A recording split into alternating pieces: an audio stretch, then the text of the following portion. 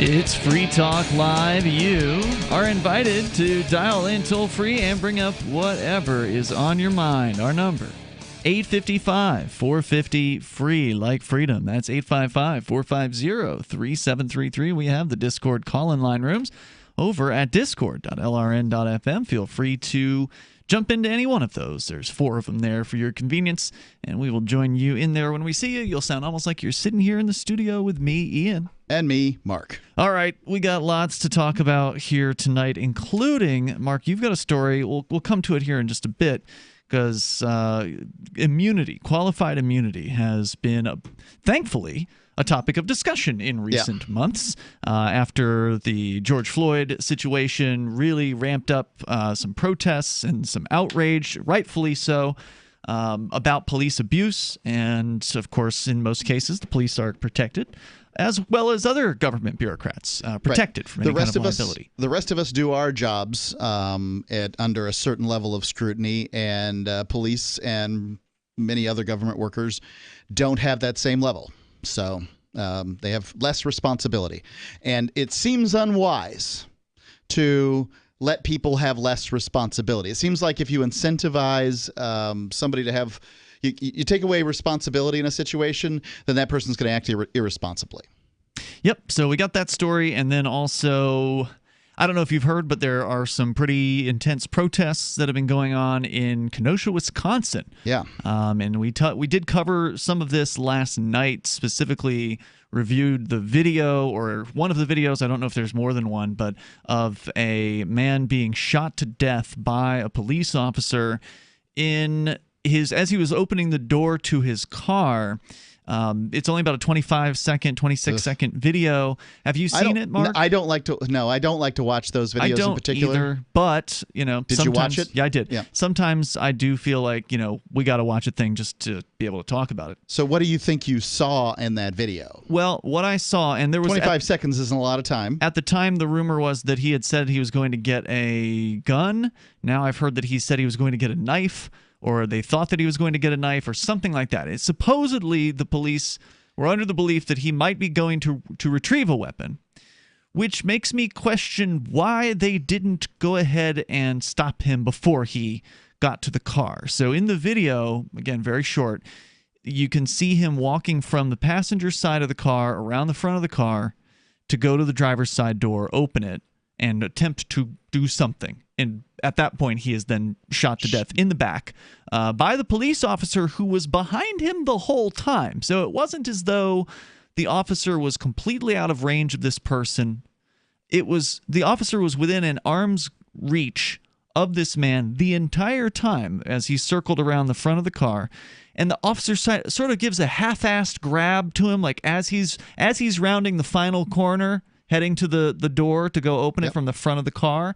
The officer kind of gives a half-assed grab. It kind of grabs at his arm or his shoulder or whatever. He doesn't really go all in. And then shoots him. And then he finally gets around behind him when he opens the door and blasts him like 7 or 8 times. Now, also keep in mind, the officer had his gun drawn and pointed at the man through the entirety of the video. Was he yelling, or we don't know that because there's no audio? There is audio in the video, but it's taken from like across the street, so I'm not sure what the cacophony was. I didn't analyze the audio too close at that time. But this guy knew he was being followed by the police because they'd responded to a domestic call. Mm-hmm. So he was being followed by the police out to his car. The video picks up, again, right when he's sort of like rounding the front of the car, coming from the back of the car, rounding the front to go into the driver's side door. And again, the cop has the gun trained on him as he's following him. It's like, if you're a gun owner or you're a responsible gun user, one of the things they teach you besides never point a gun at someone you don't intend to kill. That's like rule number 1. Even if the gun is unloaded, you don't point a gun at somebody unless you are planning to pull the trigger and kill them. Generally, you're disabused. Generally, you're disabused of the idea as a responsible gun owner to just pull a gun and like start telling people to do things or whatever, right? Like to just hold it on somebody or whatever. Generally, the idea is if you're going to pull a gun, shoot it. You should be doing that. At the very least, if you're a cop and you're going to pull a gun on a guy, then you should be effecting an arrest, right?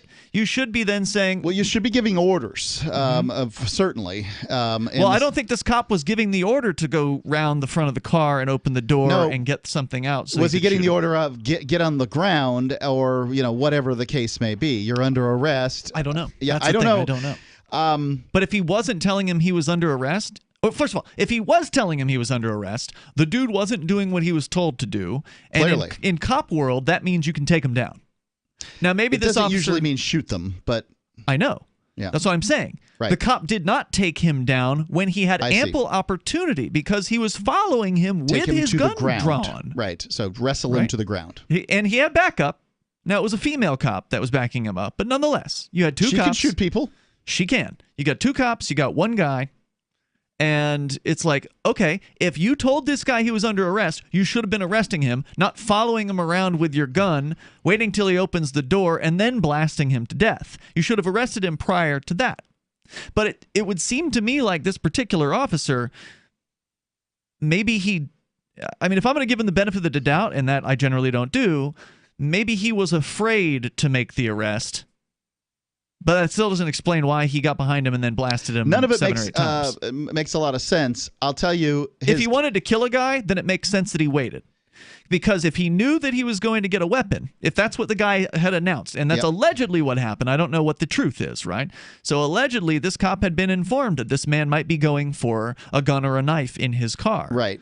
Which would mean that the cop, if he's smart enough to know how the rules work, once he touches the weapon, then he can blast him and get away with killing a guy. And we know that there are cops, not all of them, but there are some cops who are total psychopaths who absolutely got into that line of work so they can kill people.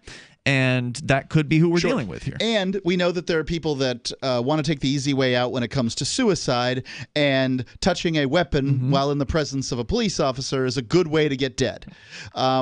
So I guess what I would say in this is this guy wasn't a good guy by any means. I just want to make that clear. The victim in this case has a rap sheet with sexual assault on it and things like that. So probably not a good guy. I'm going to leave this one for more information, and I want to see. I certainly want to find out what did he fall down on? Was it a gun? Was it a knife? Was it a semi-automatic rifle? Was it a shotgun? Yeah, what was in the front seat or whatever? Was it a copy of today's newspaper? Yeah. I don't know what it was. I didn't see that information. I don't know if that's out there That's yet. the thing is that somehow radio talk show hosts are supposed to come up with an opinion on every story. Moments after it occurs. And all I can tell you is the best solution to most problems is more liberty.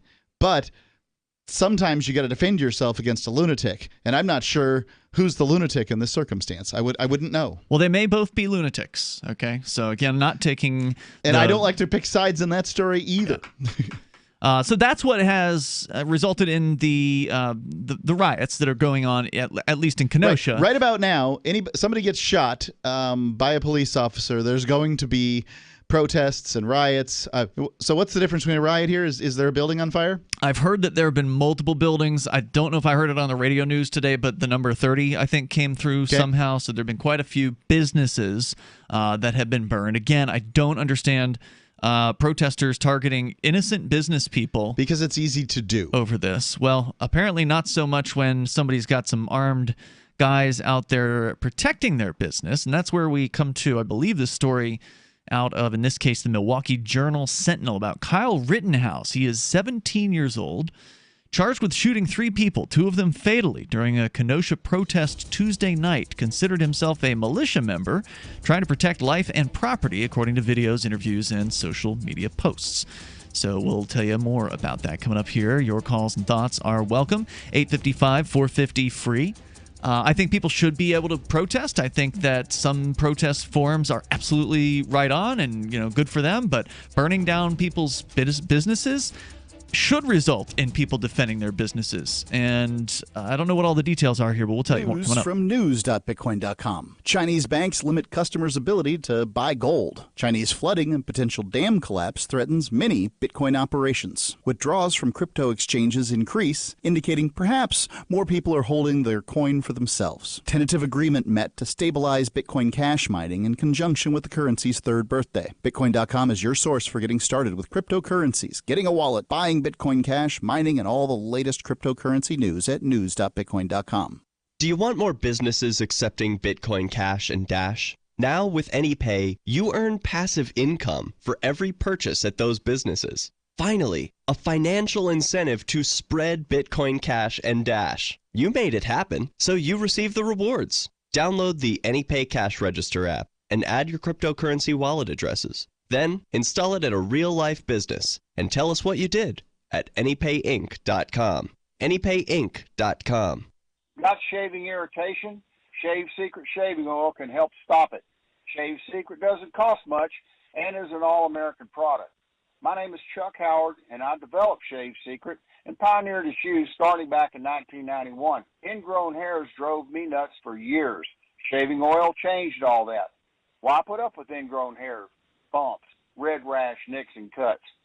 Shave Secret provides men and women with what we believe is the best shave ever.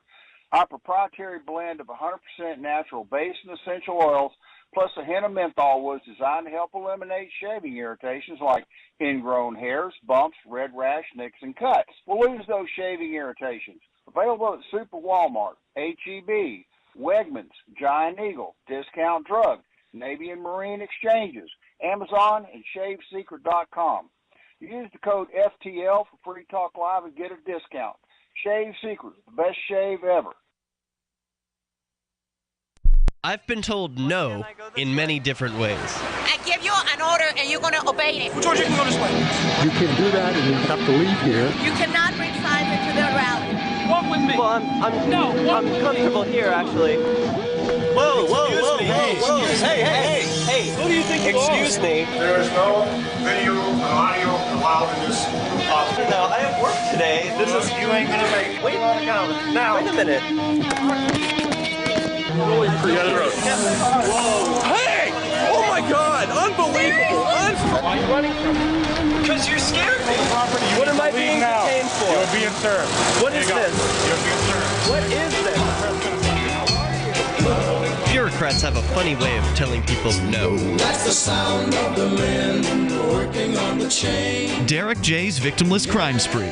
Watch it for free and order the Director's Cut DVD at victimlesscrimespree.com.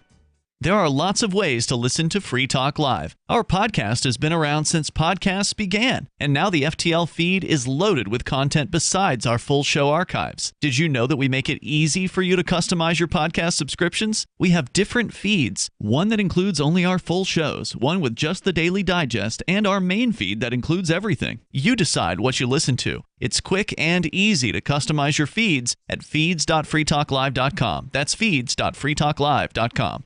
Do you have a WordPress website running WooCommerce and want to accept cryptocurrencies like Bitcoin, Dash, Bitcoin Cash, and Bitcoin SV? Now you can easily enable crypto payments from your customers by adding the AnyPay plugin to your WordPress site. Just visit anypayinc.com and set up your account by entering your cryptocurrency wallet addresses in the admin. Then enable the AnyPay plugin in your WooCommerce. That's it. Now your website takes crypto like Bitcoin thanks to anypayinc.com. anypayinc.com. Now you can follow LRN.FM on the decentralized Mastodon social media platform at toot.lrn.fm, toot.lrn.fm.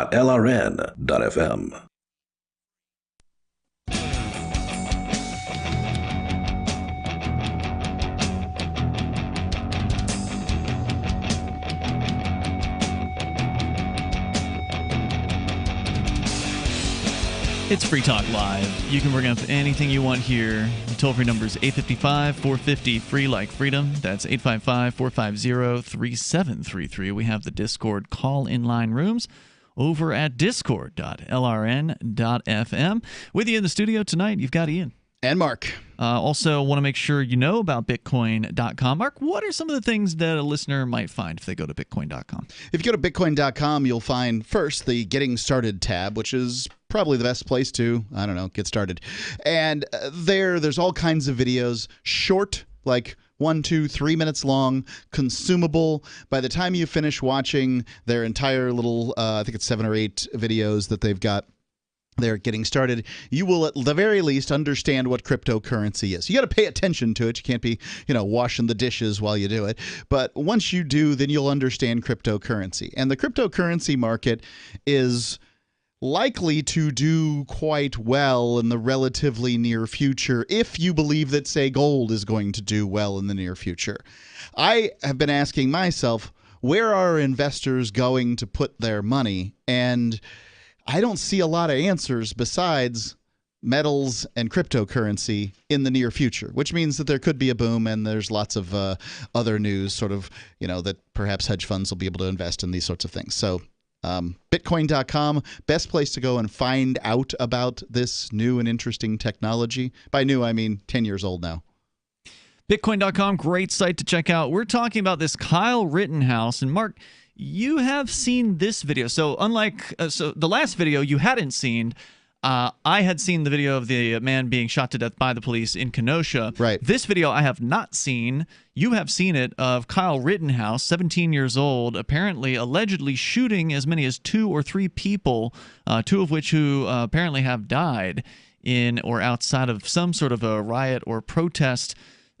Is there any kind of indicator in this video of what led up to the shooting, or is it one of those clips where it's like the clip starts and then the shooting starts? Yeah, I don't know what occurred here, but it looks as though Kyle, 17 years old, is wandering around with a semi-automatic rifle in the streets of Kenosha, kind of pointing and gesturing and perhaps ordering people to do things.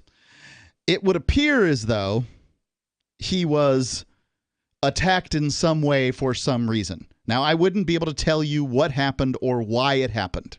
Mm-hmm. There's just, I don't have the kind of information. And as a result of getting attacked, so by attack, I don't mean necessarily that somebody initiated force against him. I don't know whether he initiated force first or whatever, but there was a physical confrontation. He was on his back. He fell down with his rifle. Okay. People were attacking him. It looked like somebody who, this guy was putting a flying leap kick on him.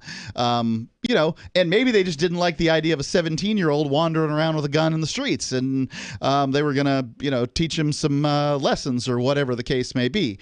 But, clearly he was attacked, and he smoked a couple of people. I think he shot 3 and killed 2.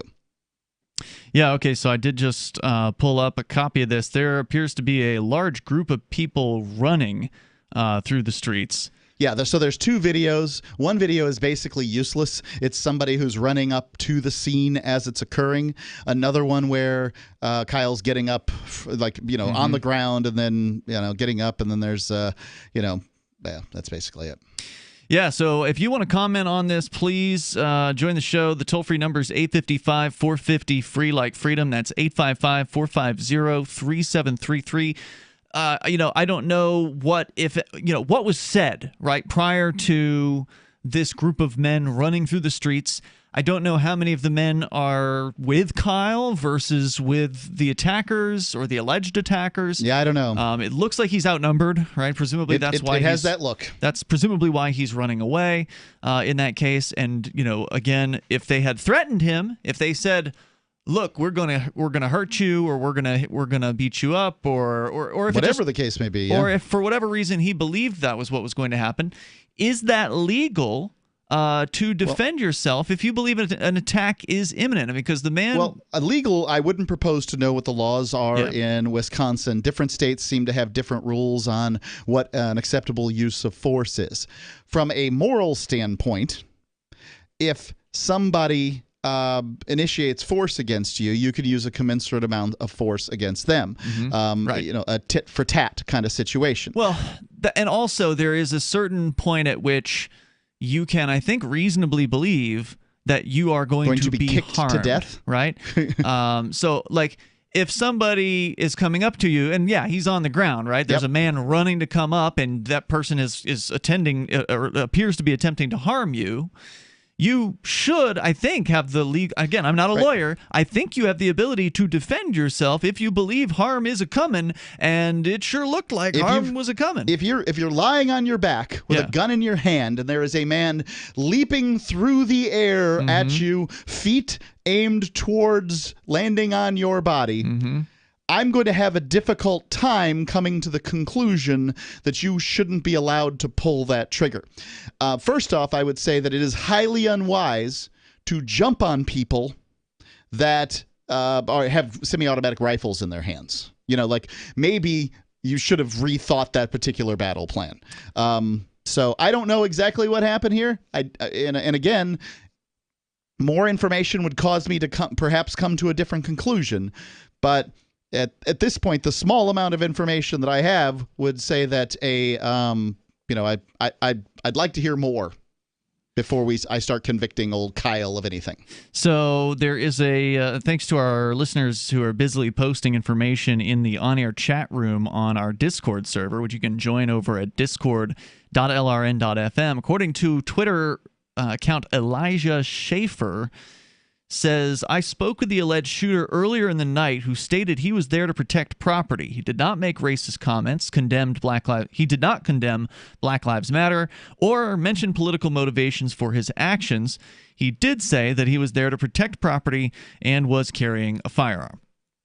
So, and that doesn't exactly sound true to me. Now, again, allegedly he was there to protect a car lot, from what else I've read elsewhere. Okay, because the thing that it looked like he was wandering around in the street, pointing and ordering people to do things. Video recorded in the hours before the shooting shows Rittenhouse hanging out with older armed men who say they're protecting a car lot. Rittenhouse came from Antioch, Illinois, did a video interview with the Daily Caller in front of a boarded-up building. Quote, people are getting injured, and our job is to protect this business, Rittenhouse says in the clip. He says further, and my job is also to protect people. If someone's hurt, I'm running into harm's way. That's why I have my rifle. I've got to protect myself, obviously, but I also have my med kit, unquote. This is an excerpt here from the Milwaukee Journal Sentinel, story about how Rittenhouse has been charged with shooting 3 people, 2 of them fatally. Yeah, he doesn't sound like somebody in that interview. They're looking for a bloodthirsty, rootin' tootin' guy ready to kill somebody, and he doesn't sound that way in that interview. Toll-free number tonight, 855-450-FREE like freedom. That's 855-450-3733. You want to weigh in on what you think went on here. Now there's photos being posted of what appears to be one of the people running after Rittenhouse holding a gun. It sounds like, people keep on talking about a civil war. This seems like it's ramping up to it. It's 855-450-FREE like freedom. You can join the show here. Take control of the airwaves. This is Free Talk Live. Free Talk Live is aired on nearly 200 radio stations throughout the week, and we've been doing this for almost 18 years. You can call in any evening from 7 p.m. to 10 p.m. Eastern to talk about whatever's on your mind. Sure, you can waste your time on Facebook and reach dozens of surly posters, or you can call in with your issue and reach 3 surly hosts. Oh, and nearly 500,000 weekly listeners. The number is 1-855-450-3733. That's 855-450-FREE, as in freedom. Divvy's been a pretty good investment for Free Talk Live. Their ad campaign started in September 2019, and from mid-March to mid-July, the values soared by 10 times. It's not too late. Divvy's new wallet hasn't even released yet, and other things are happening that I can't even say on the radio. If you want to invest and potentially do well, go to divvyproject.org. I can tell you that FTL is deepening its partnership with the guys from divvyproject.org. Past performance is not an indication of future profit. divvyproject.org. DIVI project.org. On Free Talk Live, we're bringing people to the ideas of liberty every day. From wrestling superstars like Glenn Jacobs. You guys really are having an impact, I believe. Like I said, a lot of where I am now is due to listening to Free Talk Live. You changed my mind on some very important issues years ago. To random people tuning in on the radio. I was kind of stuck in the left-right paradigm. I heard your show by chance on a Saturday night. From there, I went on, joined the Free State Project, and become an amplifier. So, that's really the reason why I amp is because I know that if it wasn't for you guys being on as many stations as you are, I never would have found the ideas of liberty. Your amp will directly change more lives by getting Free Talk Live in front of people looking for talk radio online and on the air. When you amp Free Talk Live, you get perks like access to the AMP-only Facebook group and AMP podcast. Visit amp.freetalklive.com. Are you tired of your taxes funding endless occupations around the world? Antiwar.com is run by people who understand that wars abroad become wars at home, wars on our freedoms. Antiwar.com is dedicated to bringing you the latest in news, views, interviews, and reviews from the top movers and shakers in the anti-occupation movement. Antiwar.com has it all, from thorough foreign policy analysis to interviews with whistleblowers who used to run the military-industrial complex. Anti-war, pro-free market. That's antiwar.com. What if you want to hear the latest episode of Free Talk Live, but all you have is your phone, you forgot to download our archive, and you have no data connection? You can call our Listen line at 641-793-0191. That's a long-distance number, so you may incur charges. If not, listen as long as you want. 641-793-0191. The Free Talk Live Listen line, 641-793-0191. The Free State Project has reached its goal of 20,000 liberty lovers who've pledged to move to New Hampshire and get active to achieve liberty in our lifetime. Perhaps you're trying to figure out what part of New Hampshire should be your destination. If so, consider Keene. You'll find more than 150 reasons to move to Keene at move.freekeene.com. Keene is famous for its historic, publicity-generating activism, as well as being the liberty media capital of the world. It's home to freekeene.com, New Hampshire's destination for liberty activism, news, and opinion. For years, we've been compiling over 150 reasons to move to Keene at move.freekeene.com, where you'll learn about some of what's happening here and what makes Keene a great place to live. If you love liberty, you'll probably enjoy anywhere you end up in the Shire. But do your due diligence first. Please visit move.freekeene.com for the full list of over 150 reasons to move to Keene. That's move.freekeene.com. This is the Liberty Radio Network, broadcasting the latest liberty-oriented audio content 24 hours a day at LRN.FM.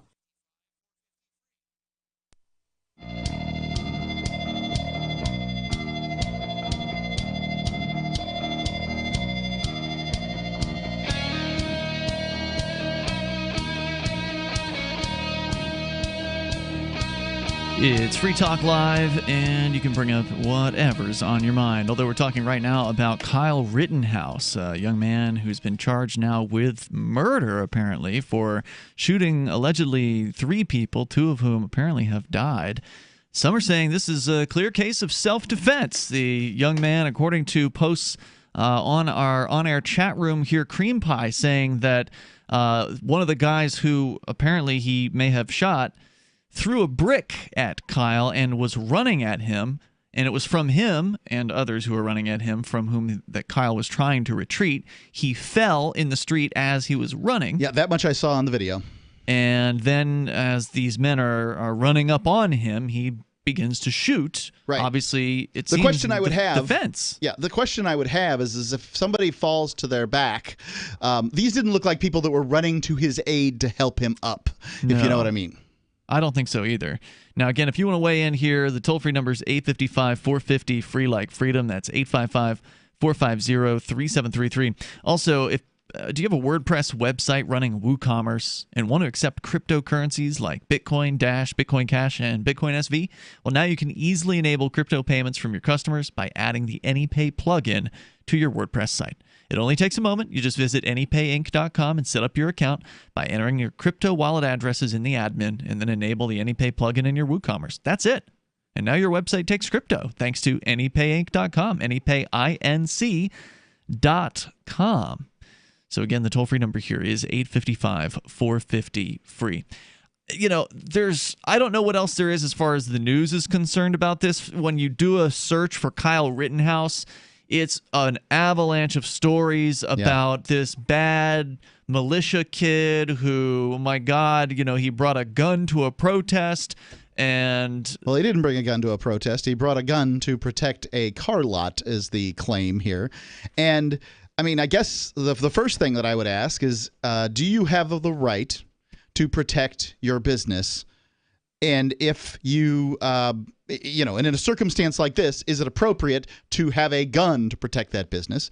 And in this case, a group of men with guns, because there's a group called the Kenosha Guard who is identified as having gone out to defend businesses. Again, remember, it seems like a whole bunch of businesses, like dozens of them, have been burned. Right. So, I mean, there's a real threat against peaceful business owners here, and they're sending some men with guns out in the streets to protect themselves. No shortage of video of things on fire in Kenosha from the last couple of days. Yeah. And if that's the case, then do you have a right to hire people to watch your business? Absolutely. And it seems like that's the case to me. I think these folks are volunteering in this case. He said that it was his job. Okay, well, that doesn't mean he's getting paid.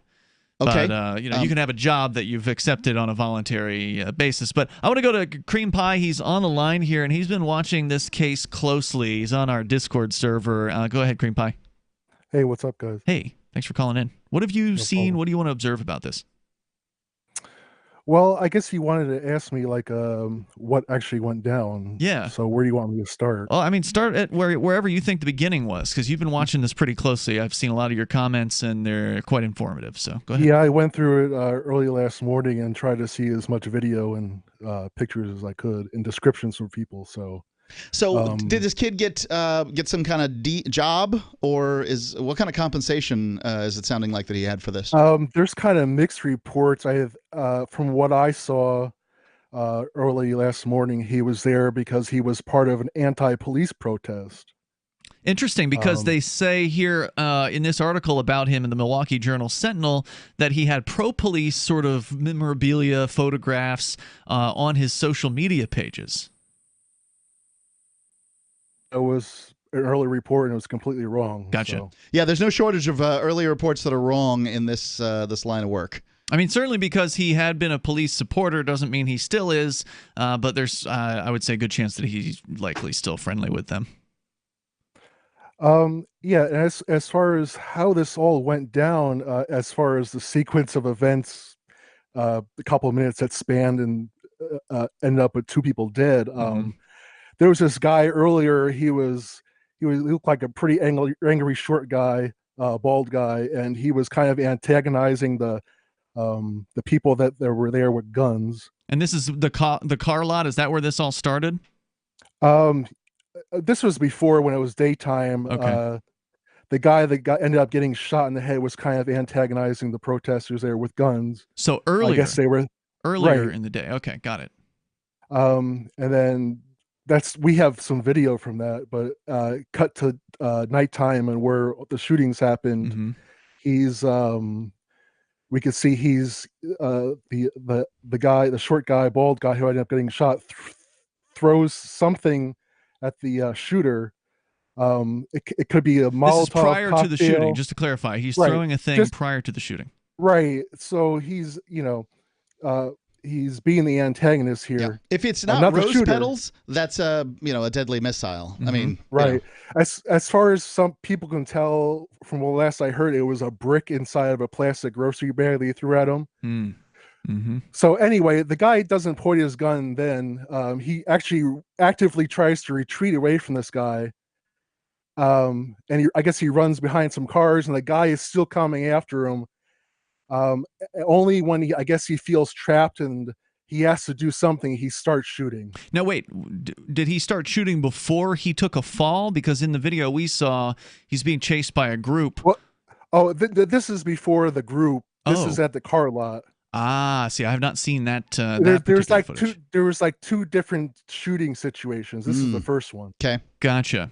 Okay, so I guess he felt his life was in danger, and he shot the bald guy. Got it. And that there's essentially 2 different situations, 2 different videos.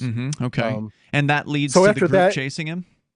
Right, and he decides to, he's stopped the threat, and he looks around, and he's like, he actually calls he calls somebody on his cell phone. I don't know if it's 911, police, or a friend or somebody. But then I guess he hears you hear somebody shout, "Oh, let's get this guy!" And so I guess he's gonna get the heck out of there right now, and he starts walking fast or running, I forget, down the street, and then starts the other shooting situation where everybody's kind of starts attacking him. And from what I saw, every and they're time shouting he had things to at him, shoot right? They're somebody. shouting like Right. like things that would lead him to believe he is in danger. Is that right? And the first guy started like a flying kick to his head. Yeah, saw that. He shot at that guy. Apparently, that guy didn't get shot though, but he ran away. Mm-hmm. He was discouraged by that show of force. Yeah, it's best to run away from people with rifles. Yeah, some other guy starts swinging a skateboard at his head. That guy's dead. And he got shot in the stomach apparently. Yep. And then some guy wearing a medic baseball cap is like kind of running up to him.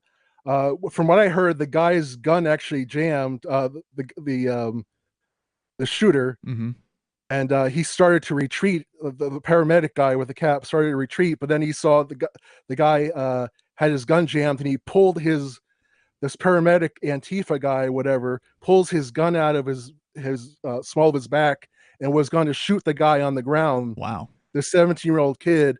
At the last possible second, he puts a AR-15 round through the guy's arm. Wow. And stops. And pretty much that's where it ends. I guess he gets his composure, gets up off the ground, and tries to actually get the cops' attention.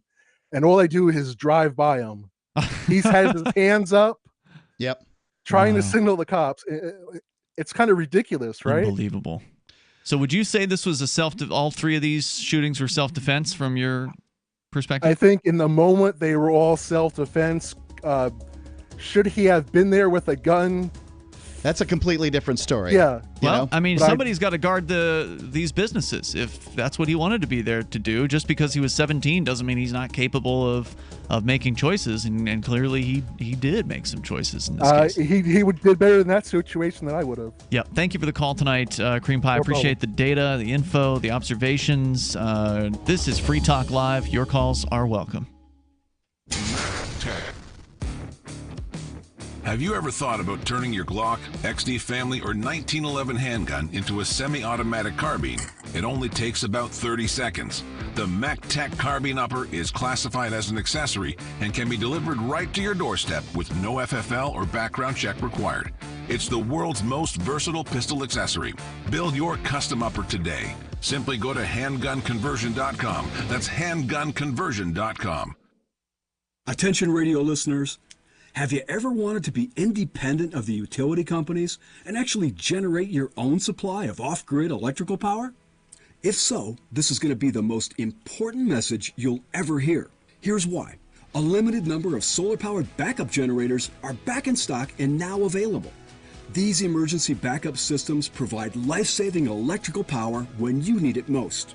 And unlike gas generators, a solar generator runs quietly, emits no fumes, and produces an endless supply of free electricity from the sun.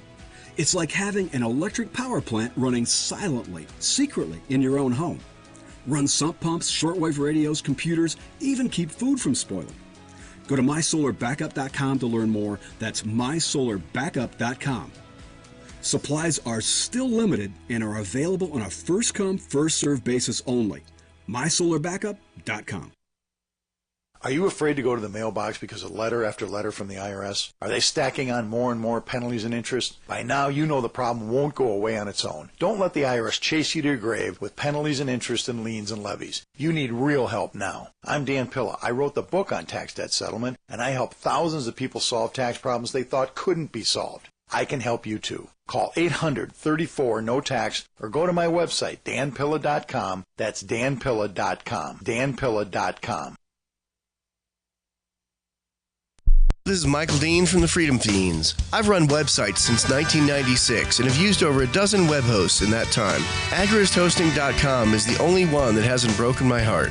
Agrist Hosting's uptime and service is stellar, and their DDoS mitigation is the best I've seen. That's important because if you tell the truth in this world, you'll ruffle feathers. And some people will try dirty tricks to silence your voice. No matter what the haters hit us with, Agorist Hosting keeps our websites online. If you have a mission-critical commercial presence or a world-changing activism site, you cannot tolerate any skullduggery. So go with agoristhosting.com. Have a WordPress or blog site, but you're not satisfied with performance or uptime? Or just want raw hosting? Want to pay with Bitcoin? Agorist Hosting specializes in high-performance hosting with personalized service. Go to agoristhosting.com and click on the button that says Get Hosted. That's agoristhosting.com. Some of you asked, and now we've delivered. LRN.FM's live Keene, New Hampshire studio shows are now streamed in HD on Twitch. Visit our channel at twitch.lrn.fm and give it a follow. If you have Amazon Prime, you get one free subscription on Twitch. If you use it on our channel, Twitch will give LRN.FM a monthly piece of your Prime subscription cost. So please watch, follow, share, and subscribe to twitch.lrn.fm. That's twitch.lrn.fm. Bitcoin.com has launched a trading platform at local.bitcoin.com, allowing you to buy or sell Bitcoin Cash via dozens of payment methods like PayPal, Venmo, bank deposit, remittances, or meeting in person with cash. There are no ID requirements to sign up for and use the site, and all communications between buyers and sellers are encrypted. Finally, a global trading platform that respects your privacy. Visit local.bitcoin.com to get started trading Bitcoin Cash. local.bitcoin.com. You can sign up to receive the latest about the Liberty Radio Network via our email updates at updates.lrn.fm. That's updates.lrn.fm.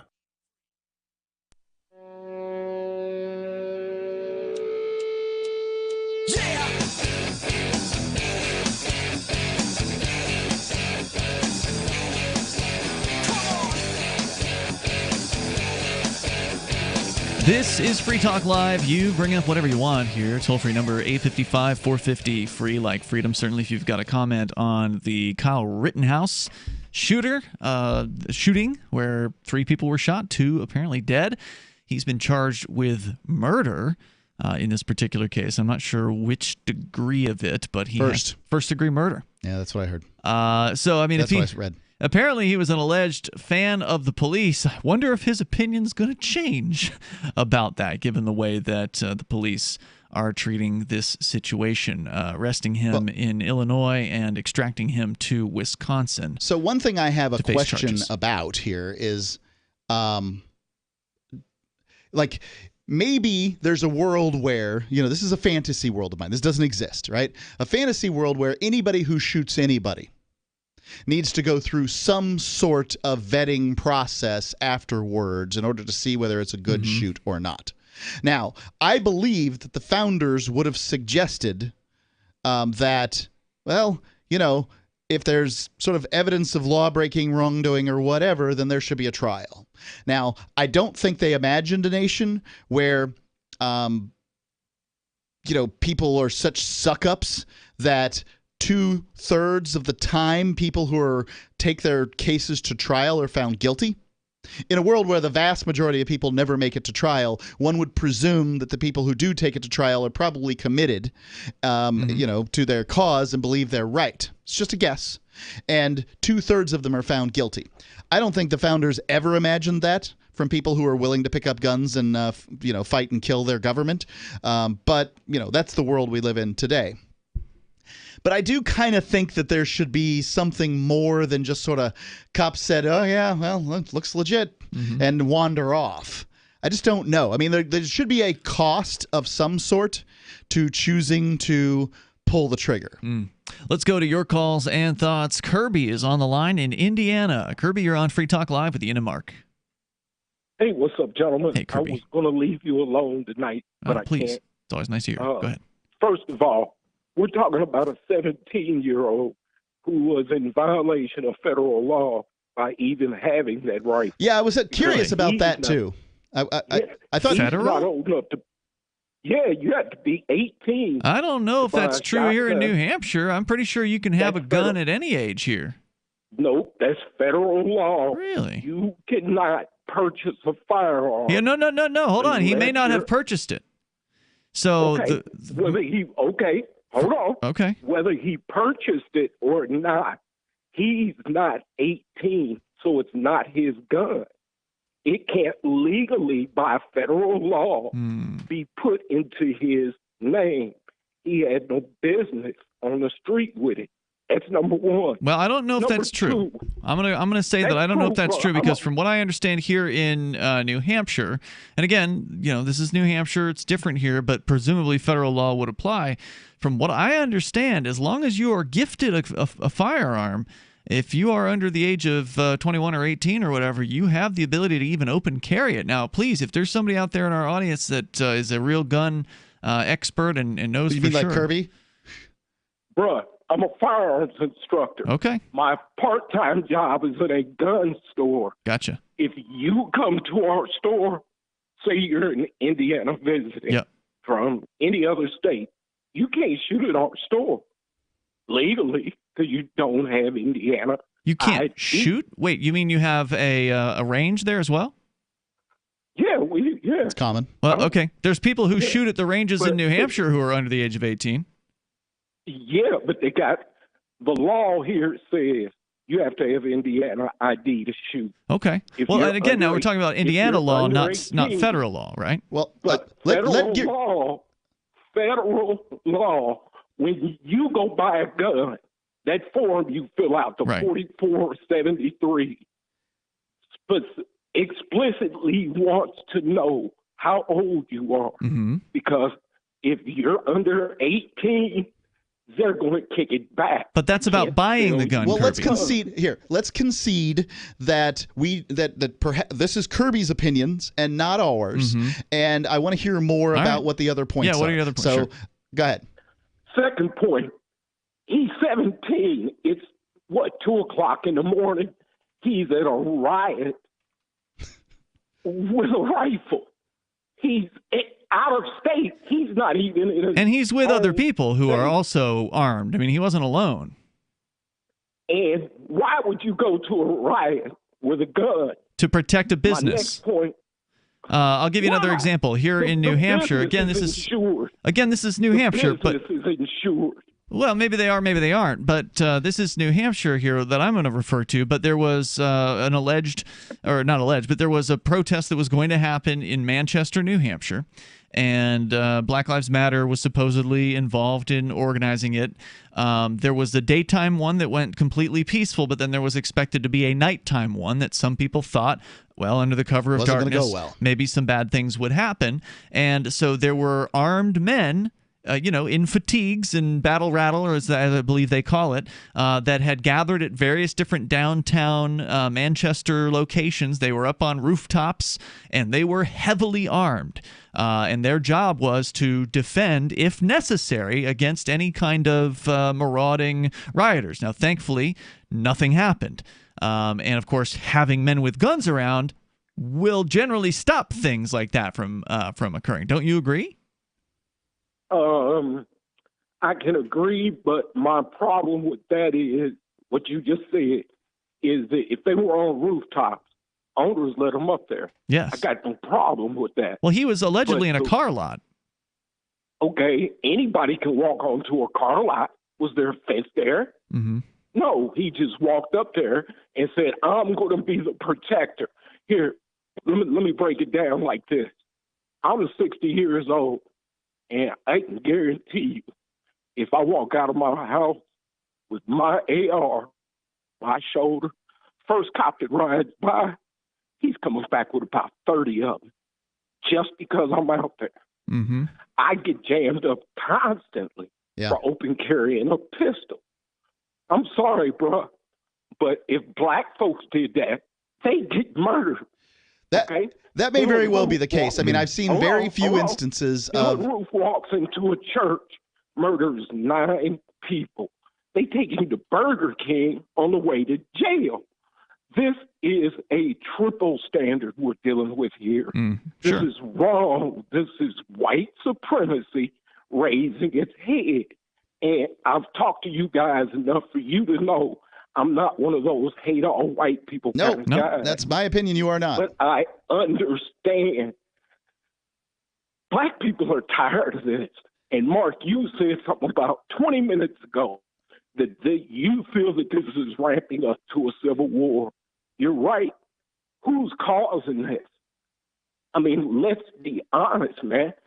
I think it's escalating on both sides. I mean, regardless of what else happened, when he reached and grabbed the guy's shirt, he had ample opportunity to use less than lethal force. You're talking about the initial shooting. Officer. You're talking about the Kenosha shooting where the cop sort of makes a half-ass grab at the man's shirt and then follows him longer before he can finally blast him in the back.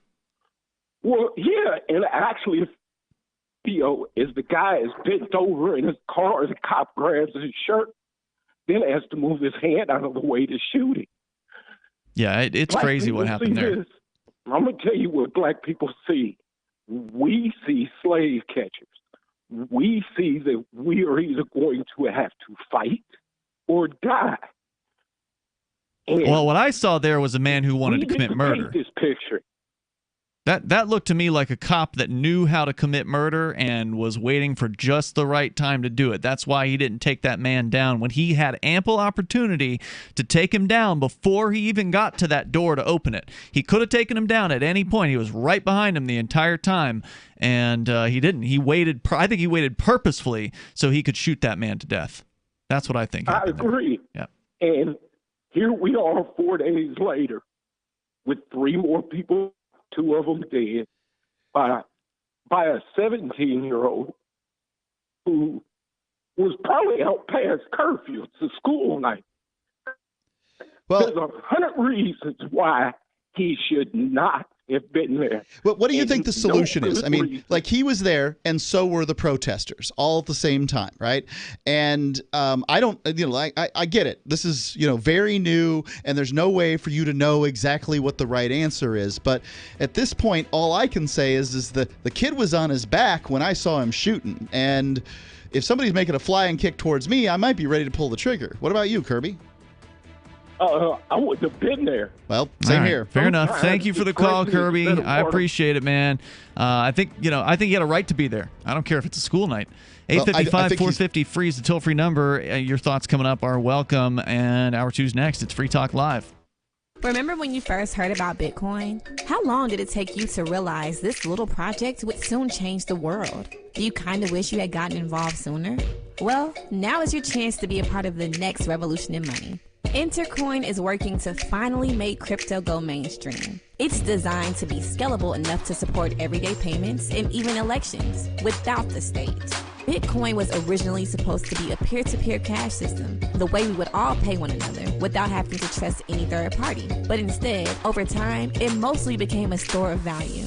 That's because every 10 minutes, the Bitcoin network must put all transactions into a block, and that block can only hold so much. If crypto is to become mainstream, for people to use it for everyday payments, we need a new architecture, one that is as secure as Bitcoin while being far more scalable. Check out intercoin.org to find out more and maybe pick up some of those coins for yourself.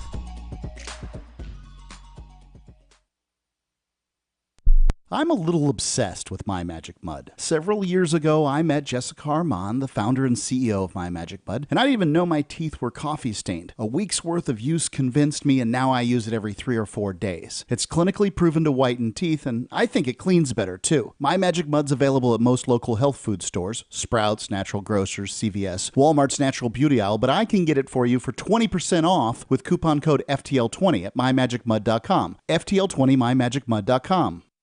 So you've heard all 3 hours of the latest episode of Free Talk Live, and you're still hungry for liberty-oriented audio content? Did you know that we have another 24/7 audio stream at LRN.FM? The Liberty Radio Network airs the latest episodes of some of the best liberty-oriented podcasts on the internet around the clock. In addition to recorded content, you'll also hear live shows like Free Talk Live, originating from our Keene, New Hampshire studio. So listen anytime at LRN.FM. That's LRN.FM.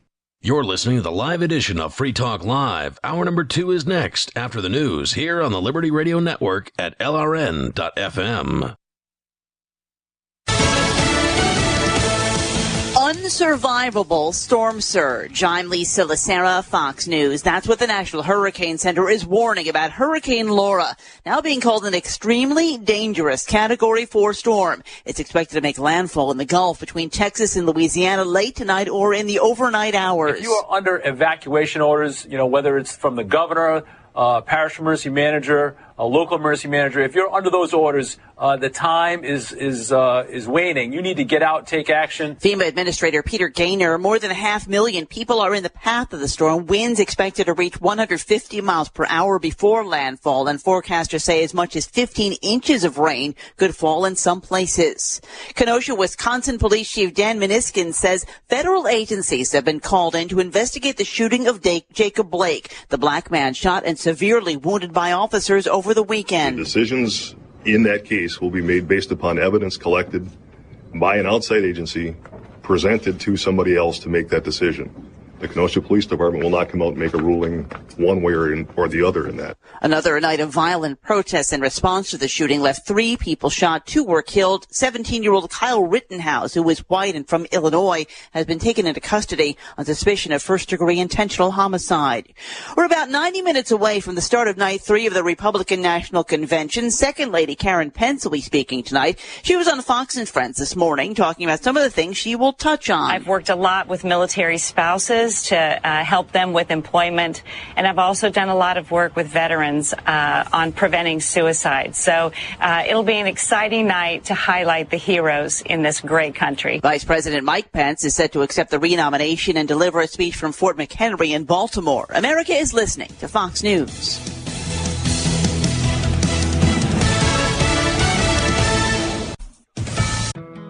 For over 20 years, millions of customers have trusted Blinds.com to update their homes. Because Blinds.com makes it easy to get custom blinds that'll give your windows a high-end look without the high-end price.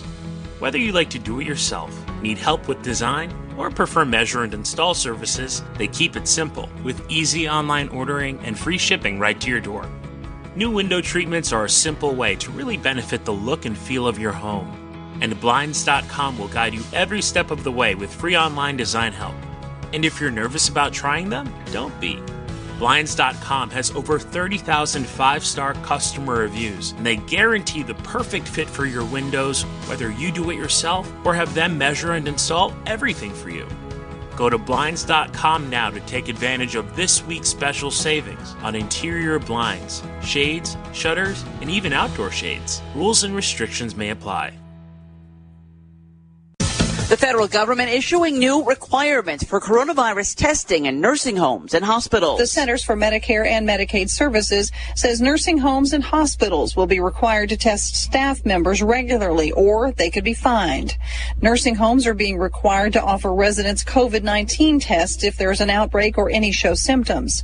The Trump administration also reinforced a daily coronavirus reporting mandate and says facilities could lose Medicare and Medicaid funds if they don't. The American Health Care Association says nursing homes in many parts of the country still can't get timely results on COVID-19 tests.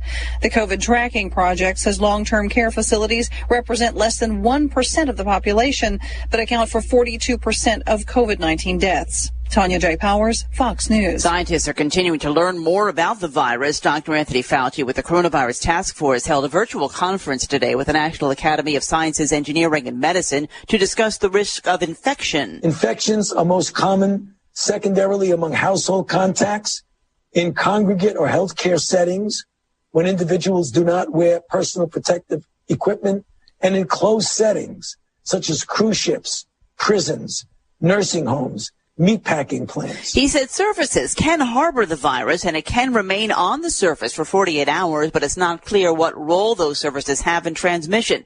This is the CDC has new guidelines saying that testing for the virus is not necessary for people who have been in close contact with infected people. The state elections office in Tennessee says Kanye West will be on the ballot in November. The Secretary of State's office says West got enough signatures to qualify as an unaffiliated presidential candidate. He has qualified in a handful of states, including Arkansas, Colorado, Idaho, Oklahoma, and Utah. I'm Lisa Lacera. This is Fox News.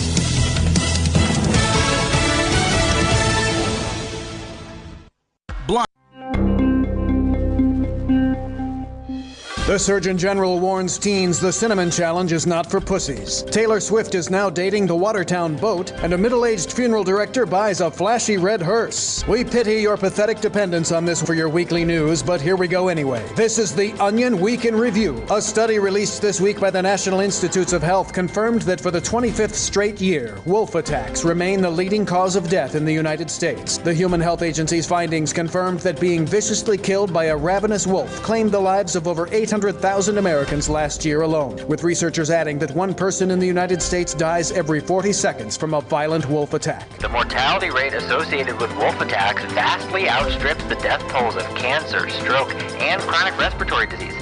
People should know that anyone... Oh, Jesus, no.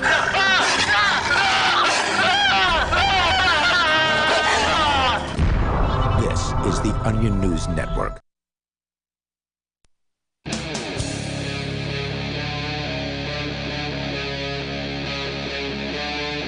Free Talk Live.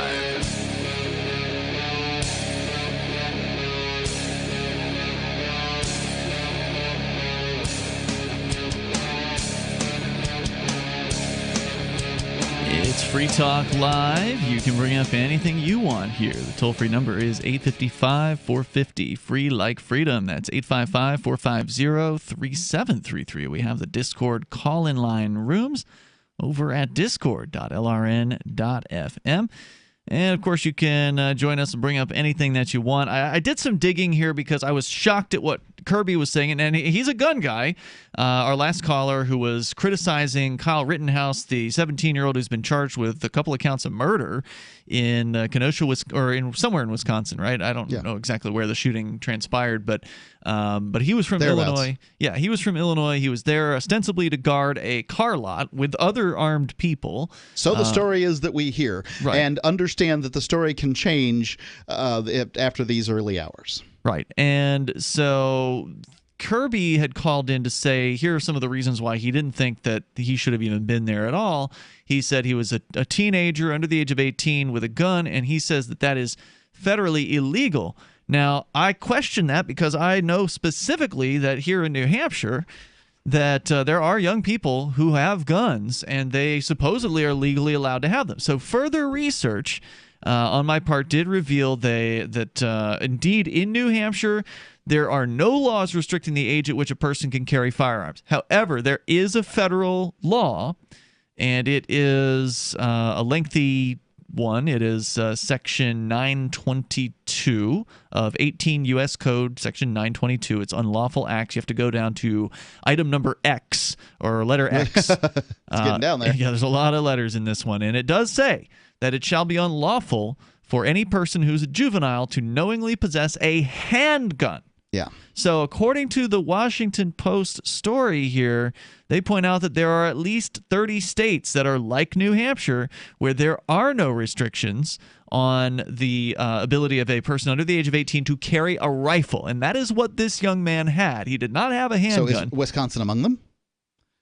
Kirby's claim that it was federal. So he said it was federal. So I think that, well, I did not necessarily agree with Kirby's points. I think that his greater premise is probably true, which is that if Kyle Rittenhouse was a deep chocolate brown, that perhaps things would have gone differently for him in the entire situation. He's been charged with murder. Understood.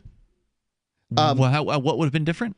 That the police probably wouldn't have let him wander around late. You think he would have been shot to death by the police? Maybe he would have just been told to go home. I don't know what the circumstance is. I do think that it is true that there's a second set of books and maybe a third and fourth and fifth set of books. Just sort of the way you look does make a difference as to how people treat you, and a lot of the things about the way you look you can't change. Some of them you can, and you probably should.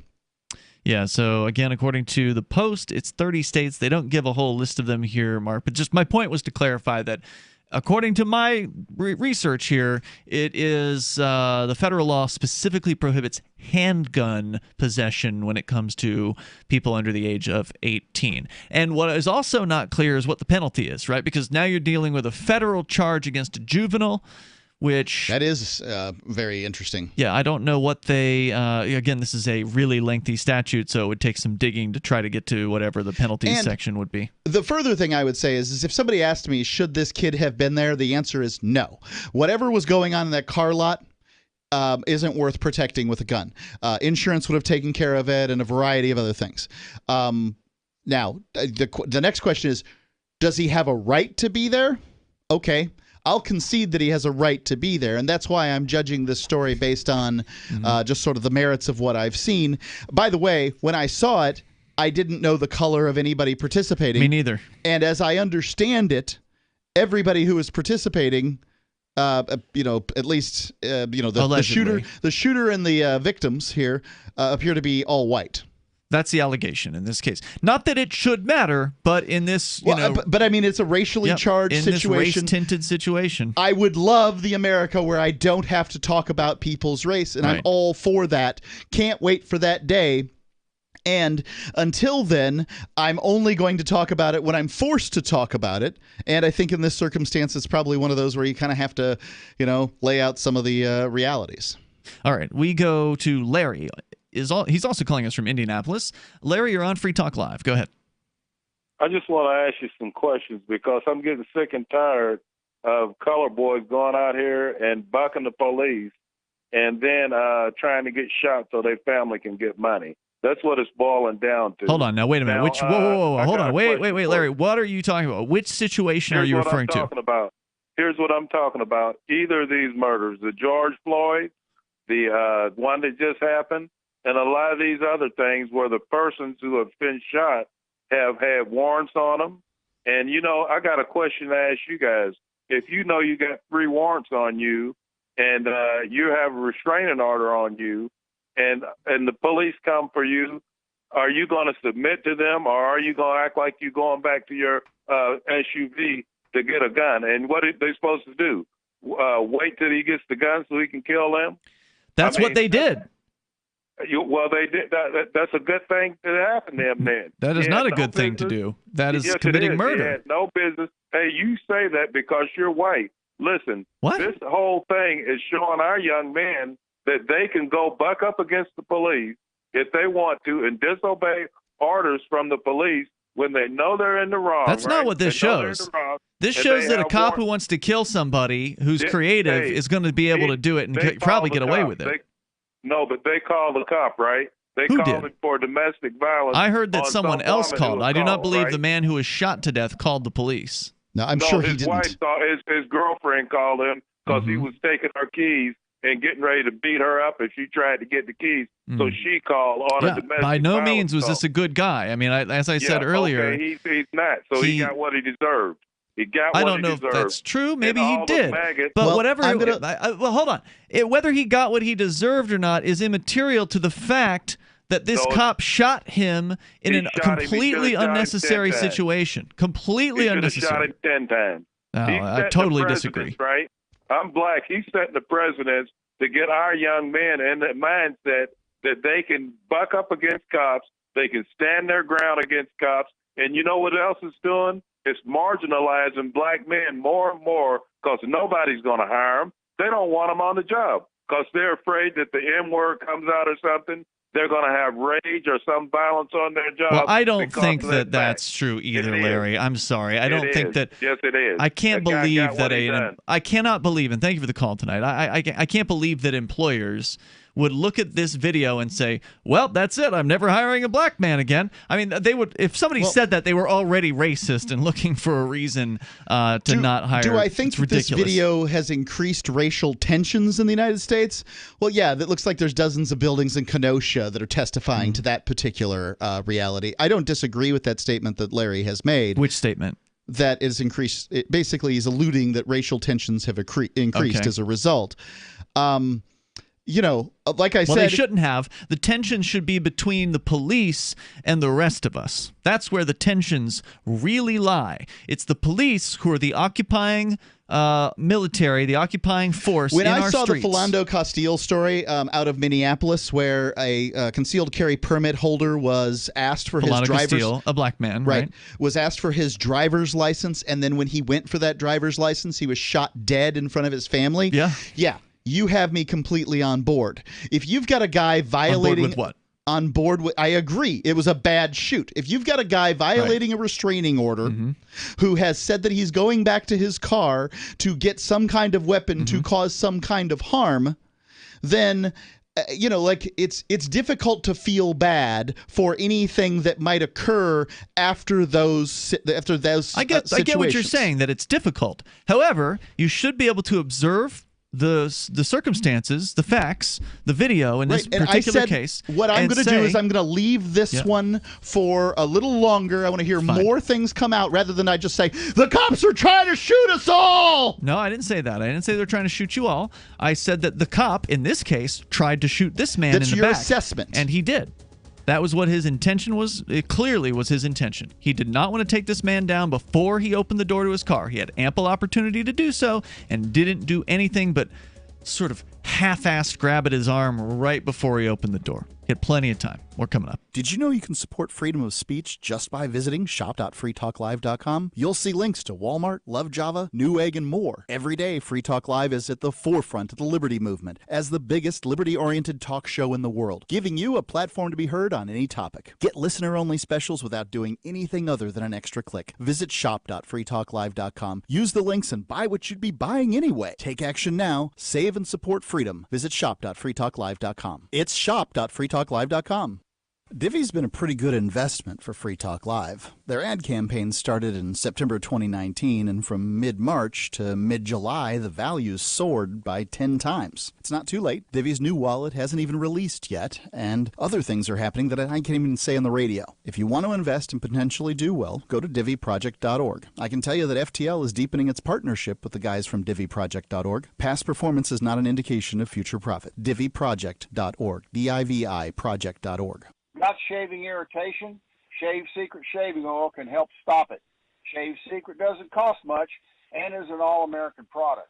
My name is Chuck Howard, and I developed Shave Secret and pioneered its use starting back in 1991. Ingrown hairs drove me nuts for years. Shaving oil changed all that. Why put up with ingrown hair, bumps, red rash, nicks, and cuts?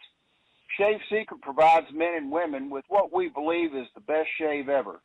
Our proprietary blend of 100% natural base and essential oils plus a hint of menthol was designed to help eliminate shaving irritations like ingrown hairs, bumps, red rash, nicks, and cuts. We'll lose those shaving irritations. Available at Super Walmart, H-E-B, Wegmans, Giant Eagle, Discount Drug, Navy and Marine Exchanges, Amazon, and ShaveSecret.com. Use the code FTL for Free Talk Live and get a discount. Shave Secret, the best shave ever. We have some good news. The indictments against Ross Ulbricht in the District of Maryland were dismissed with prejudice, meaning they can never be refiled. This is especially good because those indictments contain the only charge ever made that Ross engaged in murder for hire. This was a serious allegation that Ross Ulbricht denies. It was never prosecuted or ruled on by a jury, but was trumpeted by the federal government and the media as if it were proven fact. The Maryland court held these indictments for almost 5 years, poisoning Ross's case and leaving him under a cloud of unproven allegations. As explained in Ross's appeal to the Supreme Court, the fact that the judge used these allegations to give Ross a draconian sentence of double life without parole violated his Sixth Amendment right to a jury trial. Judges are required to issue sentences based on convictions decided by a jury, not unproven allegations never even charged at trial. Although this is a positive development, the dropped indictment will not set Ross free. Now, a presidential pardon is Ross's only hope of freedom. Sign the petition at freeross.org. freeross.org. If you want to know the latest about Free Talk Live before we go on the air, all you need to decide is how you want it delivered. It's your choice. Visit news.freetalklive.com to receive our usually weekly news updates by email. Plus, we have a Twitter account at twitter.freetalklive.com, and you can follow us on the decentralized Mastodon platform at toot.freetalklive.com. So please follow us at toot.freetalklive.com and sign up for our emails at news.freetalklive.com. There are basically two types of advertising, direct response and branding. Radio's great for direct response with its low cost to listener ratio, but audio can't be beat for branding, which is a longer-term endeavor. You want to be the first thing that someone thinks of when they think about your product or service. If you have a local business that you want kept top of mind in your community, call the station. If you need national reach, Free Talk Live's got around 200 radio stations, millions of monthly listening sessions, can suit all budgets, and if we don't think we're right for you, we'll tell you. Email me, mark@freetalklive.com. What's up next? Visit the Liberty Radio Network program guide to find out at shows.lrn.fm. That's shows.lrn.fm.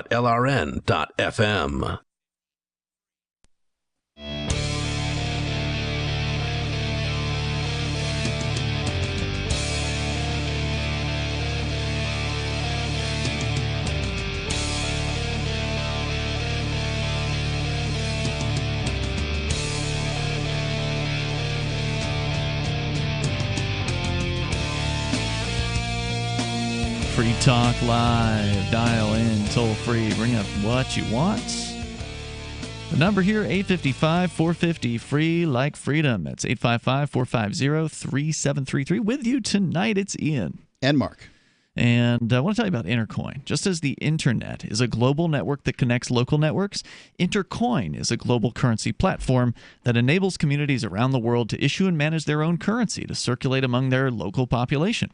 Intercoin enables fintech innovation on the local community level, leading to stronger communities, greater sustainability, less poverty, and more productivity. Intercoin is attempting to regain some of our freedoms that are threatened on the internet and in meat space. We think that's important here on Free Talk Live, so we accepted $40,000 worth of Intercoin tokens from Intercoin Incorporated for advertising. If you think freedom is important too, check out Intercoin at intercoin.org. You can invest in this project and potentially make big gains or just be involved and perhaps shape its future. Intercoin.org. So I did some more digging here because, again, I was curious, like, what is the penalty? Even though the young man in the case in Wisconsin who's facing murder charges apparently was legally in possession of the rifle, based on what we've seen, or at least we have here. no evidence that he was illegally in possession. Certainly by federal law, he was apparently not. Anyway, so apparently he was legally in possession of it. But what if it was a handgun? Because the federal rules do say that if you're under the age of 18, you cannot possess a handgun. Okay. So regardless of what the state law is, and right. here in New Hampshire, the feds say no go. Yeah, here in New Hampshire, there are no laws about who can possess at what age a firearm. Well, there is. It's the federal law. No, I said in New Hampshire there are no laws. So the state federal of law, New Hampshire has not bothered to write anything down, but the feds as have most states. So if it was in a vacuum, you don't know what they would do, but there isn't a vacuum. The feds have written a law. It appears that a juvenile who violates Section 922X, which is the relevant section of the 18 U.S.C., which is the criminal statutes in federal code, shall be fined under this title, imprisoned not more than 1 year, or both, except that a juvenile described in Clause 2 shall be sentenced to probation on appropriate conditions and shall not be incarcerated unless the juvenile fails to comply with a condition of probation.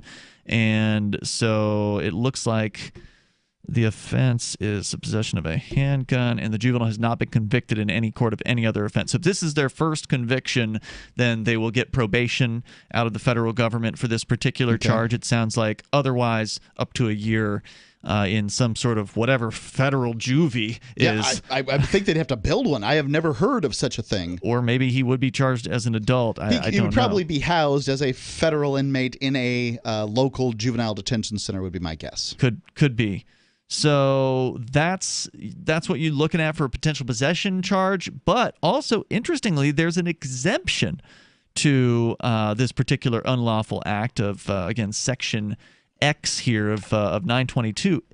The subsection does not apply to a temporary transfer of a handgun to the possession or use of the juvenile if the handgun and the ammunition are possessed and used by the juvenile in the course of employment, and with the prior written consent of the, and I'm not sure if this is an and or an or, so it may be an or, it may be an and. Yeah. Again, not an attorney. This isn't legal advice. With the prior, they don't know what they're talking about either. I'm just reading this stupid crap. Yeah. With the prior written consent of the juvenile's parent and guardian who's not prohibited by federal, state, or local law from possessing a firearm. So you could not give a gun to Jack, your son, and say, Jack, you're now on the job here, and this is now legal for you because you can't legally possess a gun. Right. So that would be illegal. But if somebody who could legally possess was his parents, so maybe his mom, gave it to him and said, Jack, it's your job to guard the farm or whatever, you're hired, then technically he would. And wrote it down, apparently. Yeah, and if she wrote him a note, basically. And it does say that the note must be on their person. Interestingly, at the time. Free Talk Live has, as a business, written me a note that says, because as a felon, I'm not allowed to wear body armor. Mm-hmm. But if it's part of my job, I can, and it has to. Interesting. And I need it in writing to do so. So I wrote that down one day, had Laura sign it, as whatever head of something at Free Talk Live, right. And go from there.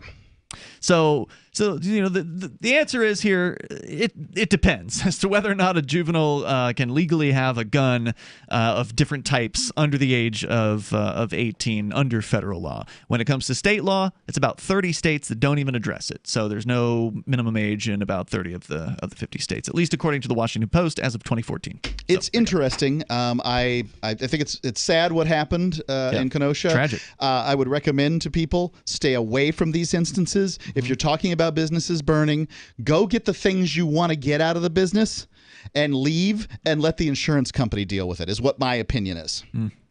All right, so we go to more of your calls and thoughts. Joe is in Michigan. You're on Free Talk Live. I wonder what the insurance rates are going to do after this. Go ahead, Joe. Yeah, just back a while back, we had some riots in Grand Rapids, and I didn't know. I had been out working in the yard all day, and I just jumped in my truck, and I was going to go do some errands, run around, do some, whatever. And it was, I believe it was a Saturday. Well, anyway, I went downtown, made a left turn. Next thing you know, I'm surrounded by rioters. Not the place you want to be. I was armed at the time, and none of them touched my vehicle. I'm not the kind of guy that panics. I just kind of put it in reverse and got the heck out of there. Mm-hmm. But, I will say that if you're one of these protesters, you might want to think twice, especially in a shall issue state of trying to pull somebody out of their car or going up to some, militia guy and grabbing their rifles. I can't speak for the whole country, right. But these ain't Nerf guns. People are tired of this stuff, man. Yeah. They're not Nerf guns. These ain't airsoft rifles. They kill people, and they found that out last night in Kenosha. Well, I'm wondering what you think about this, Joe, because I don't agree with Mark. I mean, I understand where he's coming from, saying that, just let insurance take care of it. I think you have to defend your property at some point. Otherwise, you're going to have the whole city burned down. Is insurance going to take care of that? What if the insurance company goes out of business? Are you going to sue them after they go out of business to try to get your settlement? How's that going to work out for you? What do you think, Joe? Do you think people should just let these rioters run roughshod over all this property and destroy everything they want to and just try to collect from insurance? Or should they have men with guns out there and defend their property? Well, I think you have a right to defend your property. But now, what should you somebody do? Calls, I would say, it sounds crazy. I mean, maybe these companies are going to have to start getting security. They're going to start, like, you go to Detroit or Flint or any like not great place, and you go down to the bad parts of those areas, the liquor stores and stuff. They all got razor wire on the roofs. They've all got concrete barrier. It might get to that because obviously, especially in these blue states, man, these governors, they're not going to do nothing. Portland over there. It doesn't look like it. The mayor, they're not doing anything. They're not stopping anything. They're not obligated to. Well, they steal money from all of us, and then they just keep it. They do what they want with it. They, if they send somebody to help, my life then matters too. Not my to them. Property matters too. I've worked hard for what I got. Yeah, well, they don't care. If somebody comes into my house and tries to burn my house down, you better just hope I'm not there. That's all I'm gonna it's say. absolutely your right to defend yourself, your property, your family, your loved ones, your neighbors, total strangers from being attacked and having things destroyed. Thank you, Joe. I appreciate it. More coming up here, 855-450 free. Remember when you first heard about Bitcoin? How long did it take you to realize this little project would soon change the world? Do you kind of wish you had gotten involved sooner? Well, now's your chance to be part of the next revolution in money. Intercoin is working to finally make crypto go mainstream. It's designed to be scalable enough to support everyday payments and even elections without the state. Bitcoin was originally supposed to be a peer-to-peer cash system, the way we would all pay one another without having to trust any third party. But instead, over time, it mostly became a store of value. That's because every 10 minutes, the Bitcoin network must put all transactions into a block, and that block can only hold so much. If crypto is to become mainstream, for everyone to use it in everyday payments, we need a new architecture, one that's as secure as Bitcoin while being far more scalable. Check out intercoin.org to find out more, and maybe pick up some of those coins for yourself. Join liberty-minded voluntarists, anarchists, and libertarians from June 28th through July 4th for ForkFest 2021 at Rogers Campground in the beautiful White Mountains of New Hampshire. ForkFest happens the week after the Porcupine Freedom Festival, and ForkFest is decentralized, which means no one is in charge. That also means there's no ticket cost. Just reserve your camping, RV site, or motel room with Rogers Campground for June 28th through July 4th. Where better to celebrate Independence Day than around other freedom-loving activists in the Shire? You can relax and enjoy the camaraderie of like-minded people, or you can create whatever experience or event you'd like others to have. If you're planning an event for ForkFest, be sure to let others know in advance. You can connect with fellow ForkFesters via the unofficial Telegram chat or the ForkFest forum. Links to those are on the unofficial website, forkfest.party. Mark your calendar for June 28th through July 4th, 2021. We'll see you at forkfest.party. Looking for a great real estate investment? Consider New Hampshire, which is ground zero for the Liberty Movement. Your first call should be to Mark Worden from Porcupine Real Estate. He's more than just a real estate agent. He's your New Hampshire concierge. Where are the best places to live? Do you want farm, city, the burbs, or forest? Do you want a duplex or multifamily building so that renters pay your mortgage? There are homes in all price ranges in New Hampshire, and Mark can help with financing too. Invest in liberty and property. Mark Worden can help. PorcupineRealEstate.com. LRN.FM now has a Discord. Discord is a free text and voice chat platform, and we now have our own server with a bunch of channels at discord.lrn.fm. You can join other listeners as they chat about various things during our live shows, or anytime, day or night. Discord software is available cross-platform, so you can have it on whatever device you want and take your chats anywhere. Join our Discord at discord.lrn.fm. That's discord.lrn.fm. Frustrated with his increased workload and a litany of interpersonal problems, CLG software project manager William Garston brought a list of grievances Thursday to his supervisor Todd Watkins, an utterly powerless office functionary with no actual ability to resolve any problems. Oh, no. I'm really glad that you're bringing this to me. This is great. The 15-minute interaction, which was taken seriously by both parties, involved Garston laying out a series of work-related issues he's had recently, absolutely none of which Watkins has even the slightest authority to address. Again, I'm sorry to be bothering you with all this stuff, Todd. I've reached a point where I was not under the... This is important. We're gonna sort all this out. Sources added that throughout the conversation, Watkins continually nodded his head and repeatedly assured Garston that his problems would be considered a top priority, despite the fact that he lacked the necessary clout to foster any change whatsoever within the company. This is the Onion News Network. Join the LRN.FM Discord for live chat 24/7 at discord.lrn.fm. That's discord.lrn.fm. It is Free Talk Live. We invite you to join us here. The toll-free number is 855-450-FREE like freedom. That's 855-450-3733. We have the Discord call-in line rooms. They're over at discord.lrn.fm. Jump into one of those. You'll sound like you're sitting here with us. In fact, we got somebody waiting patiently in there right now. We're going to get to that shortly. And again, 855-450-FREE is our phone number. Also, don't forget to visit us online over at freetalklive.com. We have a myriad of features there, including our web forum. You can interact with other Free Talk Live listeners over at forum.freetalklive.com. It is one of the free features. Our whole website is free, so one of the various free features at freetalklive.com. It's forum.freetalklive.com. It's part of the larger Shire forums. We've actually had several people sign up there in the last couple of weeks, so it's a nice thing to see happen. Trying to get people off of the social media sites and back onto websites that we control, because when you're on their site, They own your content. You're an unpaid content generator for Facebook or whomever, Twitter.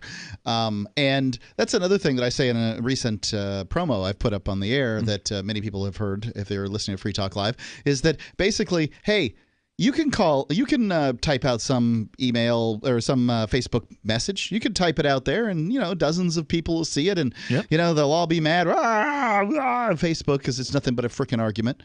Or you can call into Free Talk Live, and we'll do our best to give you a fair hearing on what that is. Certainly, we have our own opinions, and some of us are more fair-minded than others. But way more way more people will hear you if you're on the lots air. and lots more Radio. So let's go back to your phone calls and thoughts. We're going to the Discord where we have Poop Ant on the line. Oh God, you're on Free Talk Live. Go ahead. Hello, my friends, my chums. Where are you calling from? I'm curious. Up about, You've got quite an accent. The Wisconsin Kenosha shooting with two protesters who have been shot. Yeah, I'm happy to hear your opinion on that, Poop Ant. But where are you calling from? Are you in the UK? I'm in fact in the UK. Okay, I am in Doncaster. Good morning, then. Go ahead. It's actually 2 a.m. Yeah, that's what I said. Good morning. Quite early in the Oh, morning. very good morning. All right. Party animals. Yeah. Anyway, so I was just reading up on the shooting in Wisconsin, and I realized just recently Donald Trump tweeted that we should kill all niggers. Oh, you can't say that. That's too bad. He did a good job last night. He actually called with an interesting question.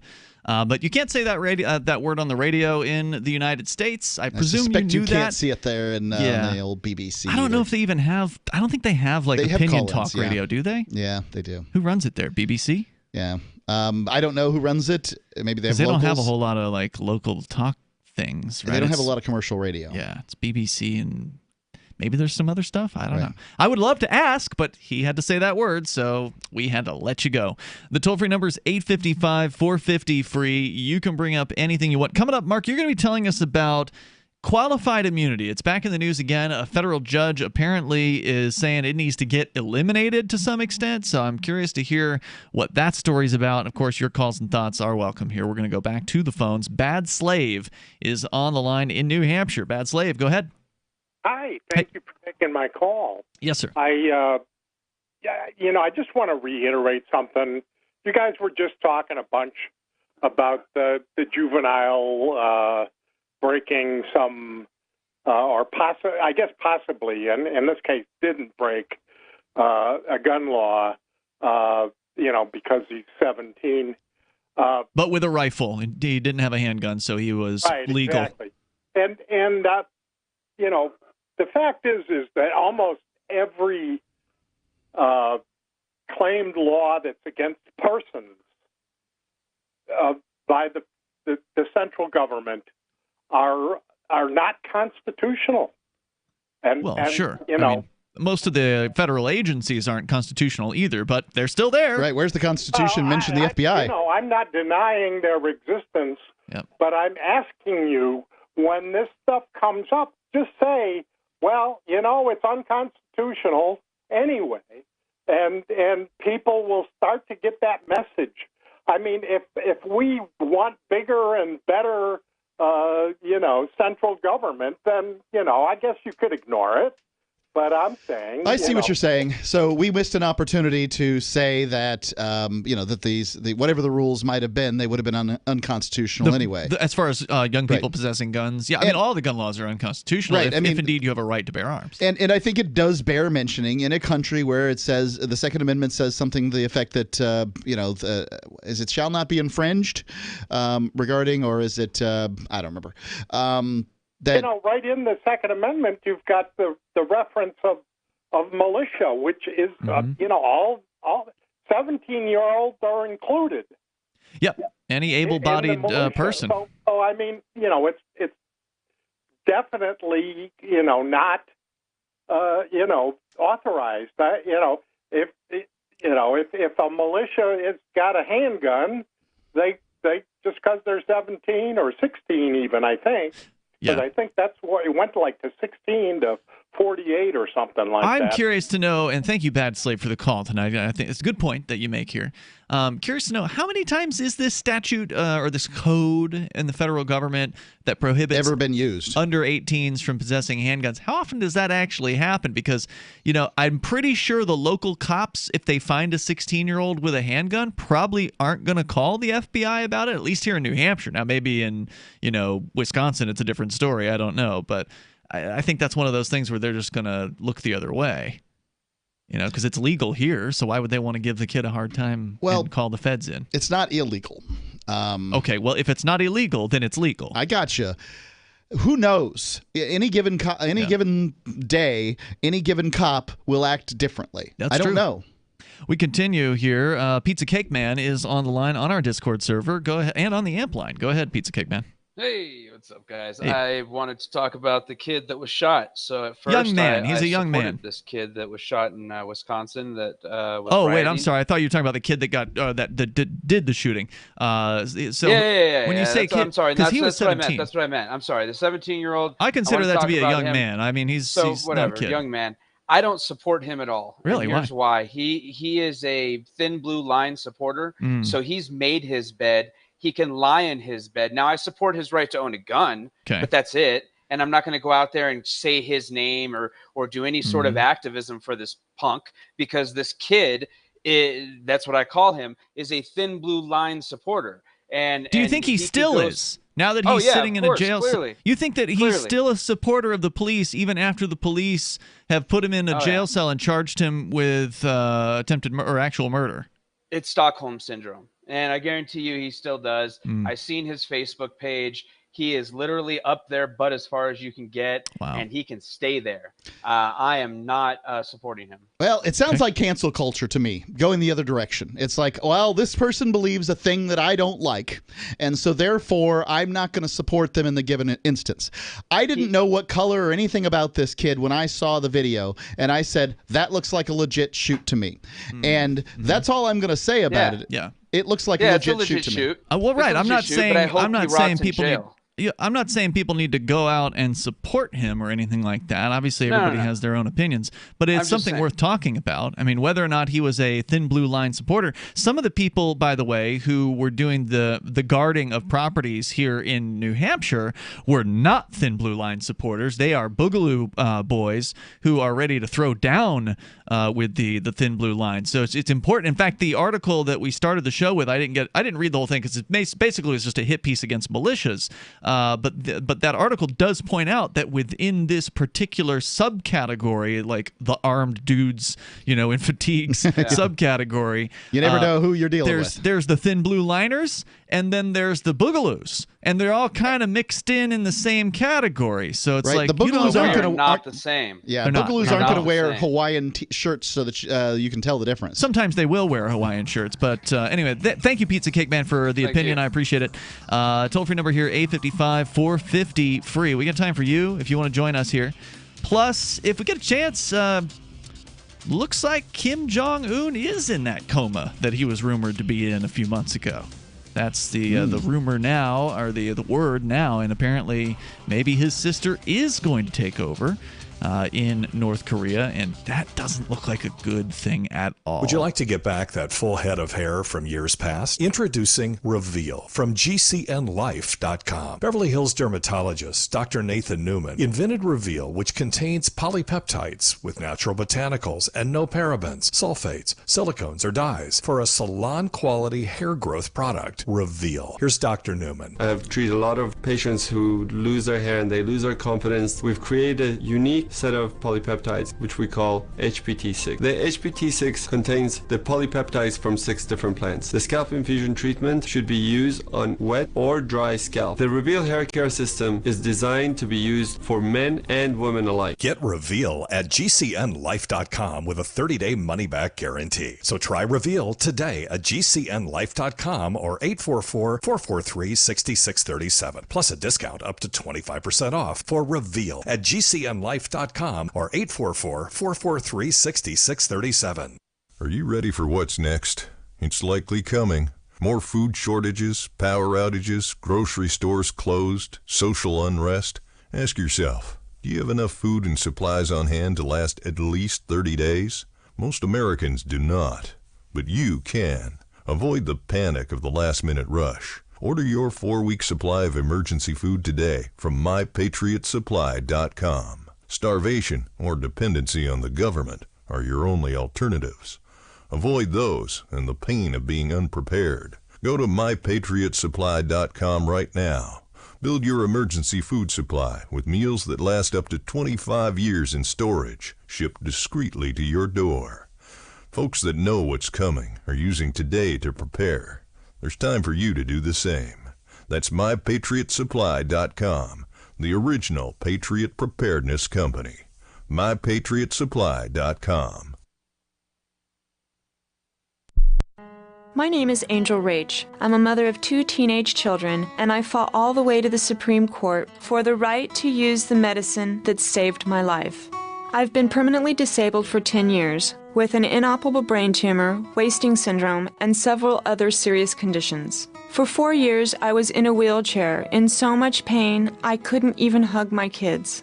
The hardest part was looking in their eyes and seeing how much they were suffering because of my medical condition. The medicine that gave me my life back and gave my kids their mom back was cannabis, also known as medical marijuana. With medical marijuana, I can walk, maintain my weight, and I can be a mom. Without it, my doctors believe that I would die. To learn more about medical marijuana, contact Marijuana Policy Project at 1-877-JOIN-MPP or on the web at mpp.org. The LRN.FM social media channels have been revamped. We've eliminated Facebook and focused on other platforms like Twitter and Mastodon, the decentralized alternative to Twitter. On our accounts, you'll find posts from multiple LRN.FM show hosts together in one place. Follow us on Twitter at twitter.lrn.fm, or better yet, move to the decentralized Mastodon social media platform at toot.lrn.fm, toot.lrn.fm. I think you'll like it. Are you tired of governments murdering people around the world? Stop using their money. There is an alternative. Bitcoin is a stateless, free market, non-political currency. Bitcoin cannot be inflated or controlled by any government. By using their money, you are helping the state. Stop doing it. You have an incredible alternative available now. Learn it, use it, spread it. Get started with Bitcoin at bitcoin.com. That's bitcoin.com. Live video of our key New Hampshire-based shows is streamed on DLive. Please follow and share at dlive.lrn.fm. That's dlive.lrn.fm.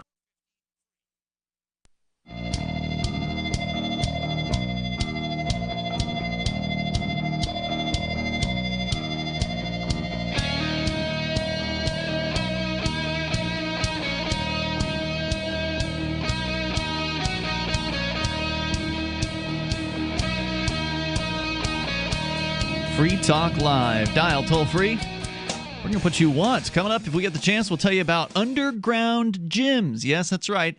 Speakeasy gyms are now a thing because, well, they're illegal. Gyms are illegal now based on COVID. So we'll tell you more about that on the way. Plus, Kim Jong-un and his evil, evil-looking sister.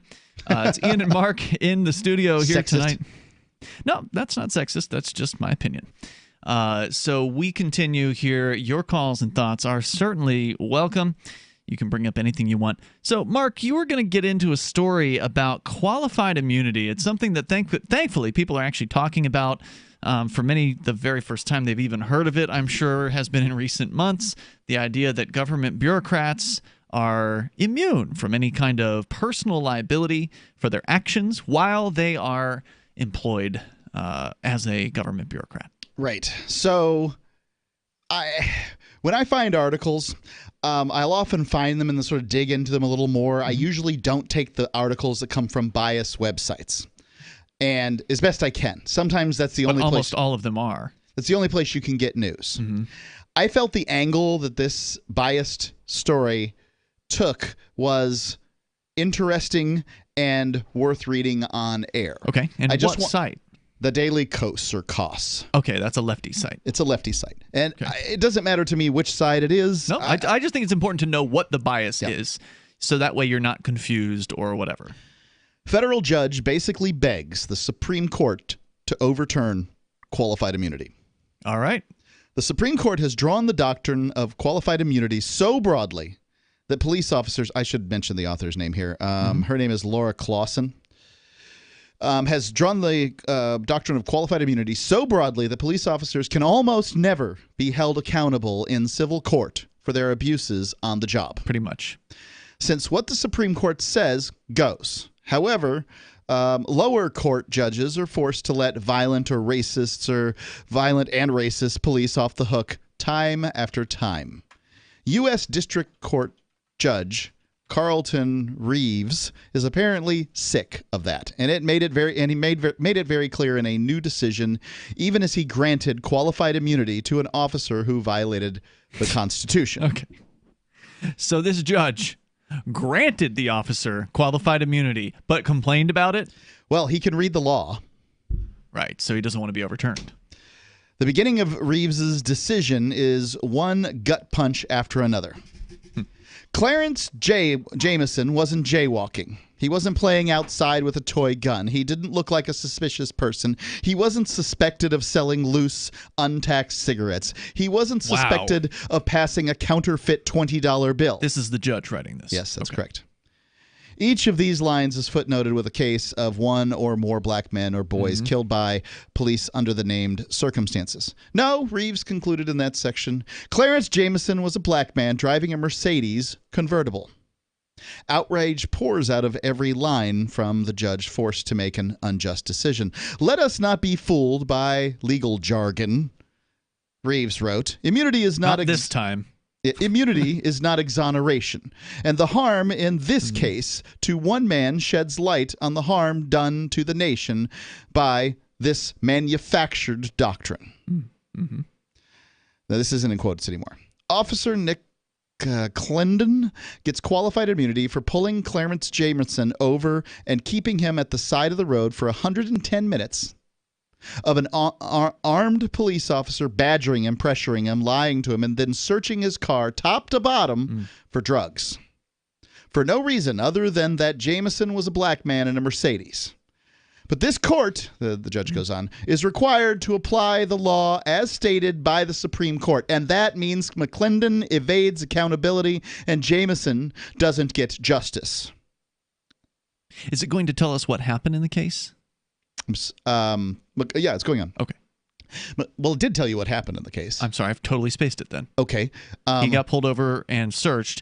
Was he arrested? Was he charged with something? No. Was he? So it was just total harassment and okay, gotcha. McClendon claimed he stopped Jamison because of the temporary tag on Jamison's car was folded over to where he couldn't see it. Jamison provided full paperwork on himself and the car, including a bill of sale. McClendon ran Jamison's information through multiple databases. Jamison came up clear in the first, but instead of letting him go and before hearing from the second check, McClendon pressured Jamison to allow him to search the car, including by lying about a non-existent phone call alleging that there were 10 kilos of cocaine in the car. Okay. After McClendon repeatedly lied. Remember, cops can lie. Yep, they can lie and it's fine. But by the way, this case doesn't say anything about cops telling you lies. Do not, ladies and gentlemen, for a moment believe that your brave paladins in blue must tell you the truth.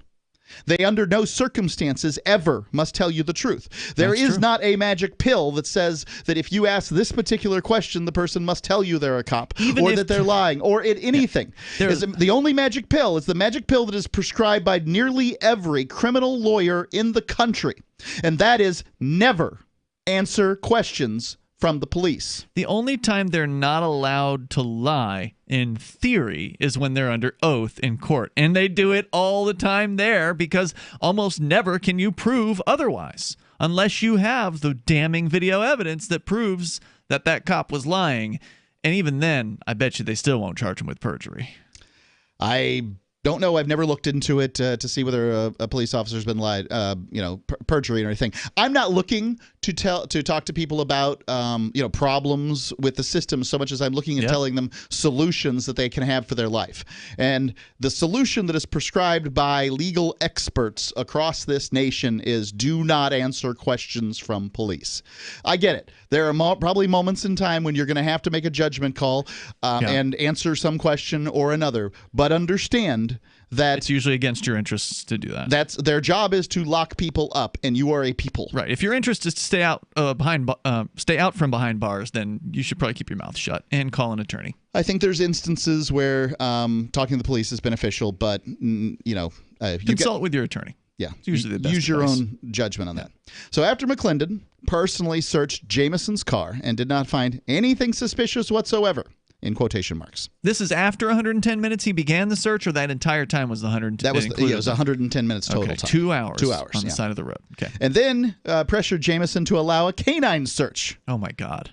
When Jamison finally was allowed to go home, he discovered that McClendon had done $4,000 in damage to his recently purchased car, and he personally faced the trauma of being a black man subjected to a racist abuse of power by a police officer in a place and time in which such traffic stops can lead to death. Okay. Look, there's no doubt that what happened here was a violation of his rights. I don't know if it was racist, because I have a friend who had him, he was white. He was pulled over. I don't know the color of the cop who did it to him, but I didn't hear otherwise. But he was pulled over in Florida, where we're from, and Sarasota, Florida, and he had his whole car torn apart. They didn't put anything back together right. They, literally tore apart the car, like cutting things and opening things and doing damage, just like in this particular case. And he couldn't even find an attorney who was willing to sue. Well, I'm not surprised at that either. Right. I don't know the answer. And that wasn't racist. That's just police doing cop things, which is to say violating people's rights. All people can be treated like this by the police. The question is was your friend pulled over for something legitimate? I don't recall. I think it was some BS. Yeah, I don't know what the answer is. In this case, was BS too. Well, we don't know. The claim about the license plate, probably BS. Probably. Agreed. So I guess they'll make it up. Stereotype. They can make it up. They can say, "Oh, your license plate light was out," and then you go back there when you get the car home and it's still on, and you're like, "Well, wait a minute, my plate light? Well, it was out when I saw you. How can you prove otherwise?" Well, yeah. How would you prove otherwise? Yeah. I think that there's a stereotype here in play, and that's probably what's being referenced, right? Sure, so a black man in a Mercedes must be a drug dealer. Well, yeah, and then the cop lies about 10 kilos of cocaine. Yeah. So, am I going to say that this looks like profiling? This looks like profiling where I'm sitting from. No doubt. So I don't know if it's racist. And again, this is the Daily Costs, the writer there making the statements that they are. I'm just saying, looks like profiling from where I sit. If you're going to pull over a black guy in a Mercedes, maybe you should have something. Yeah. I mean, just because it's profiling doesn't mean it's racist. I understand the term racism gets thrown around out there these days a lot of times when it's not used for its original meaning or whatever. He may have also profiled a long-haired hippie driving a beat-up car too, right? Let's stick with the term profiling then. Yeah, 855-450 free. It's still wrong. I'm not saying what he did was right. It's absolutely a violation. I'm just saying this can happen to anybody. I don't want somebody thinking that just because they're driving while white doesn't mean that they won't have a cop lie to them, intimidate them, and ultimately charge them with BS, which amazingly didn't happen in this one. More coming up. Maxwell, he was a runaway to rescue, great disposition. About 9 years ago, he was scratching a lot, and he started losing some hair. My vet, she said, oh, he must be allergic to the chicken. Another vet said, it's the grain. Third vet, she says it's the weather, something in the air. And then somebody said, DINOVITE.com. I have been listening to these Dynavite ads, hearing about different stories of different people, and it just clicked. I got my first 90-day supply, and it took a grand total of 2 weeks. And the dog stopped itching, the hair stopped falling out. Dynavite is nutrition. And Maxwell loved it. Now he's close to 10, And the Dinovite's a big part of Maxwell's diet. Dinovite for life. You won't believe how happy your dog will be. And he's a spectacular dog. DINOVITE.com. So you've signed the Shire Society Declaration and are planning your move to New Hampshire to be around more liberty-oriented people. Next, sign up for the Shire Society Forum at forum.shiresociety.com. There are a bunch of people there who are already in the Shire, and they want to meet you. If you're already in the Shire physically, you should also come by the forums. Remember, not everyone uses Facebook. New people are signing up for the Shire Society Forum every month, so drop in and say hello at forum.shiresociety.com.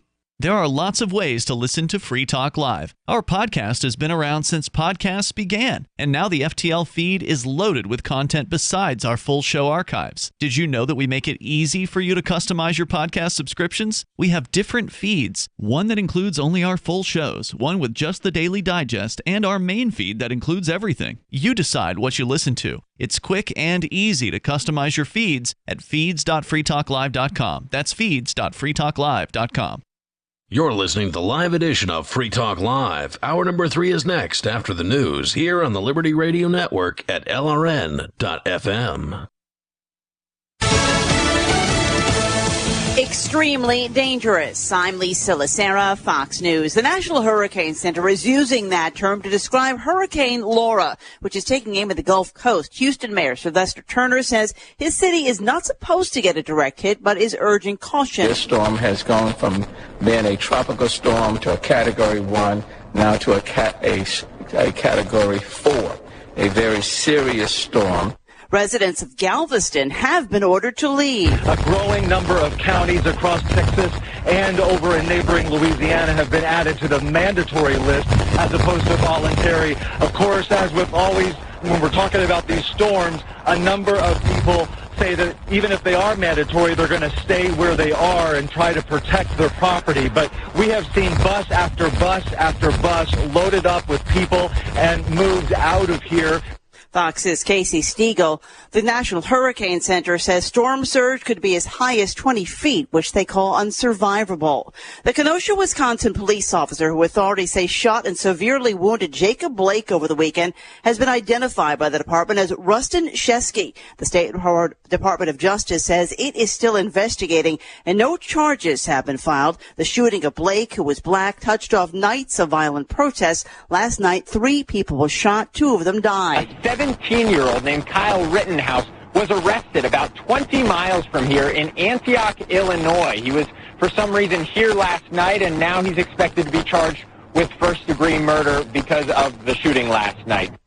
Fox's Grady Trimble in Kenosha. At tonight's Republican National Convention, Vice President Mike Pence will be renominated. Fox Radio's Democracy 2020 coverage of the Republican National Convention is now live. Click Listen to listen live. America's listening to Fox News.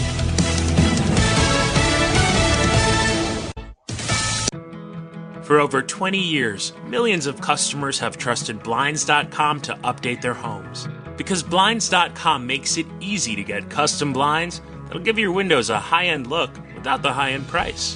Whether you like to do it yourself, need help with design, or prefer measure and install services, they keep it simple with easy online ordering and free shipping right to your door. New window treatments are a simple way to really benefit the look and feel of your home. And Blinds.com will guide you every step of the way with free online design help. And if you're nervous about trying them, don't be. Blinds.com has over 30,000 5-star customer reviews, and they guarantee the perfect fit for your windows, whether you do it yourself or have them measure and install everything for you. Go to Blinds.com now to take advantage of this week's special savings on interior blinds, shades, shutters, and even outdoor shades. Rules and restrictions may apply. Fire crews gaining ground on some of the largest of the wildfires burning in California, saying the cooler weather has helped in battling the CZU fire, but has done a lot of damage. There are now 538 structures that have been destroyed in this fire, 11 of which are in San Mateo County. 527 of those structures destroyed are in Santa Cruz County. CAL FIRE spokesman Jonathan Cox, the most destructive fire, called the LNU fire in the Napa and Sonoma areas, killed at least 7 people. It's about 1/3 contained. The second largest fire in state's history is burning east of San Jose. The CDC changing its guidelines on testing for COVID-19. Updated guidance from the U.S. Centers for Disease Control say that a person who came into contact with a known COVID-infected person but who themselves doesn't develop symptoms doesn't necessarily need to be tested. The guidance does say that if local or state rules require the testing for that person or if their physician wants it, then it should happen. The CDC reminds that negative test results don't mean one isn't infected, only that the virus was not detected at the time of testing. Eben Brown, Fox News. An internal investigation by McDonald's of potential misconduct by top executives has reportedly extended beyond its former CEO, who was forced out late last year. The company's board of directors has hired an outside law firm as part of an investigation into its human resources department to determine if Steve Easterbrook covered up misconduct for others in HR. The Wall Street Journal reports McDonald's conducted an internal investigation in 2018 after employees complained about inappropriate physical contact between the company's top HR executive, David Fairhurst, and a subordinate at a holiday party. Fairhurst left around the same time as Easterbrook. I'm Lisa Lacera. This is Fox News.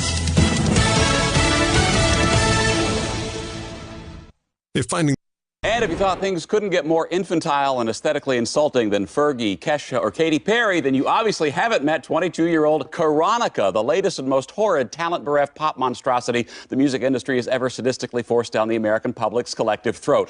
She's here with us in the studio right now. What? Now tell us, Karonica, how did you first decide that you wanted to be the cipher through which the cynicism of a morally bankrupt industry is channeled? Yo, I just do what I do. Know what I'm saying? It's like people just love my ish. Right. You are in the middle of your sold-out Damn Girl tour. Damn girl, that's right. Which is a heinous slap in the face to the English language, and will also travel to 47 cities, sapping the intellects of every young person along the way. I said, damn girl, that's right. There's no light in your eyes, Karonica. I got nothing to say to the haters. I hate you. This is the Onion News Network.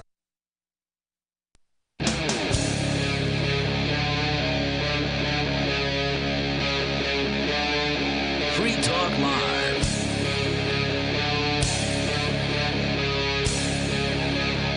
This is Free Talk Live. You can dial in toll free and bring up anything that you want. Our number is 855-450 free like freedom. That's 855-450-3733. With you in the studio tonight, it's Ian and Mark.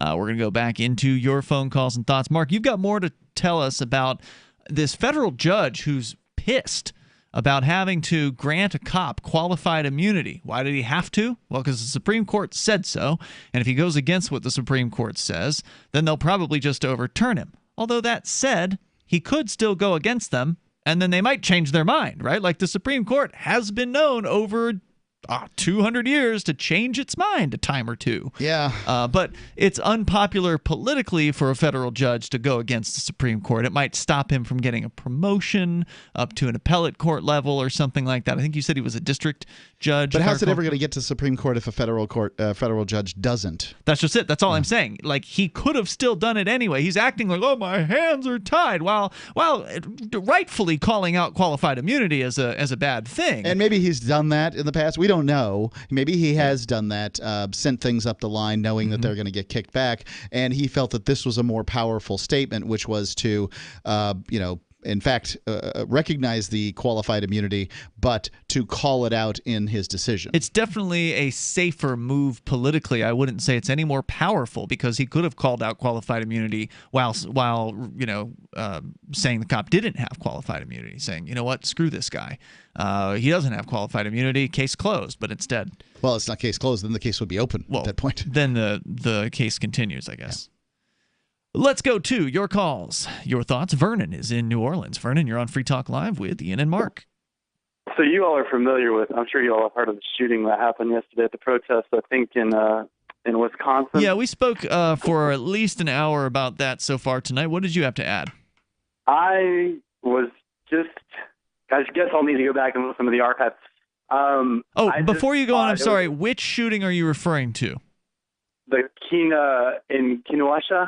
Okay, Kenosha. Are you referring to the shooting of the man that sparked the riots, or are you referring to the shooting by a young man a couple nights ago or whatever, where 3 people were shot?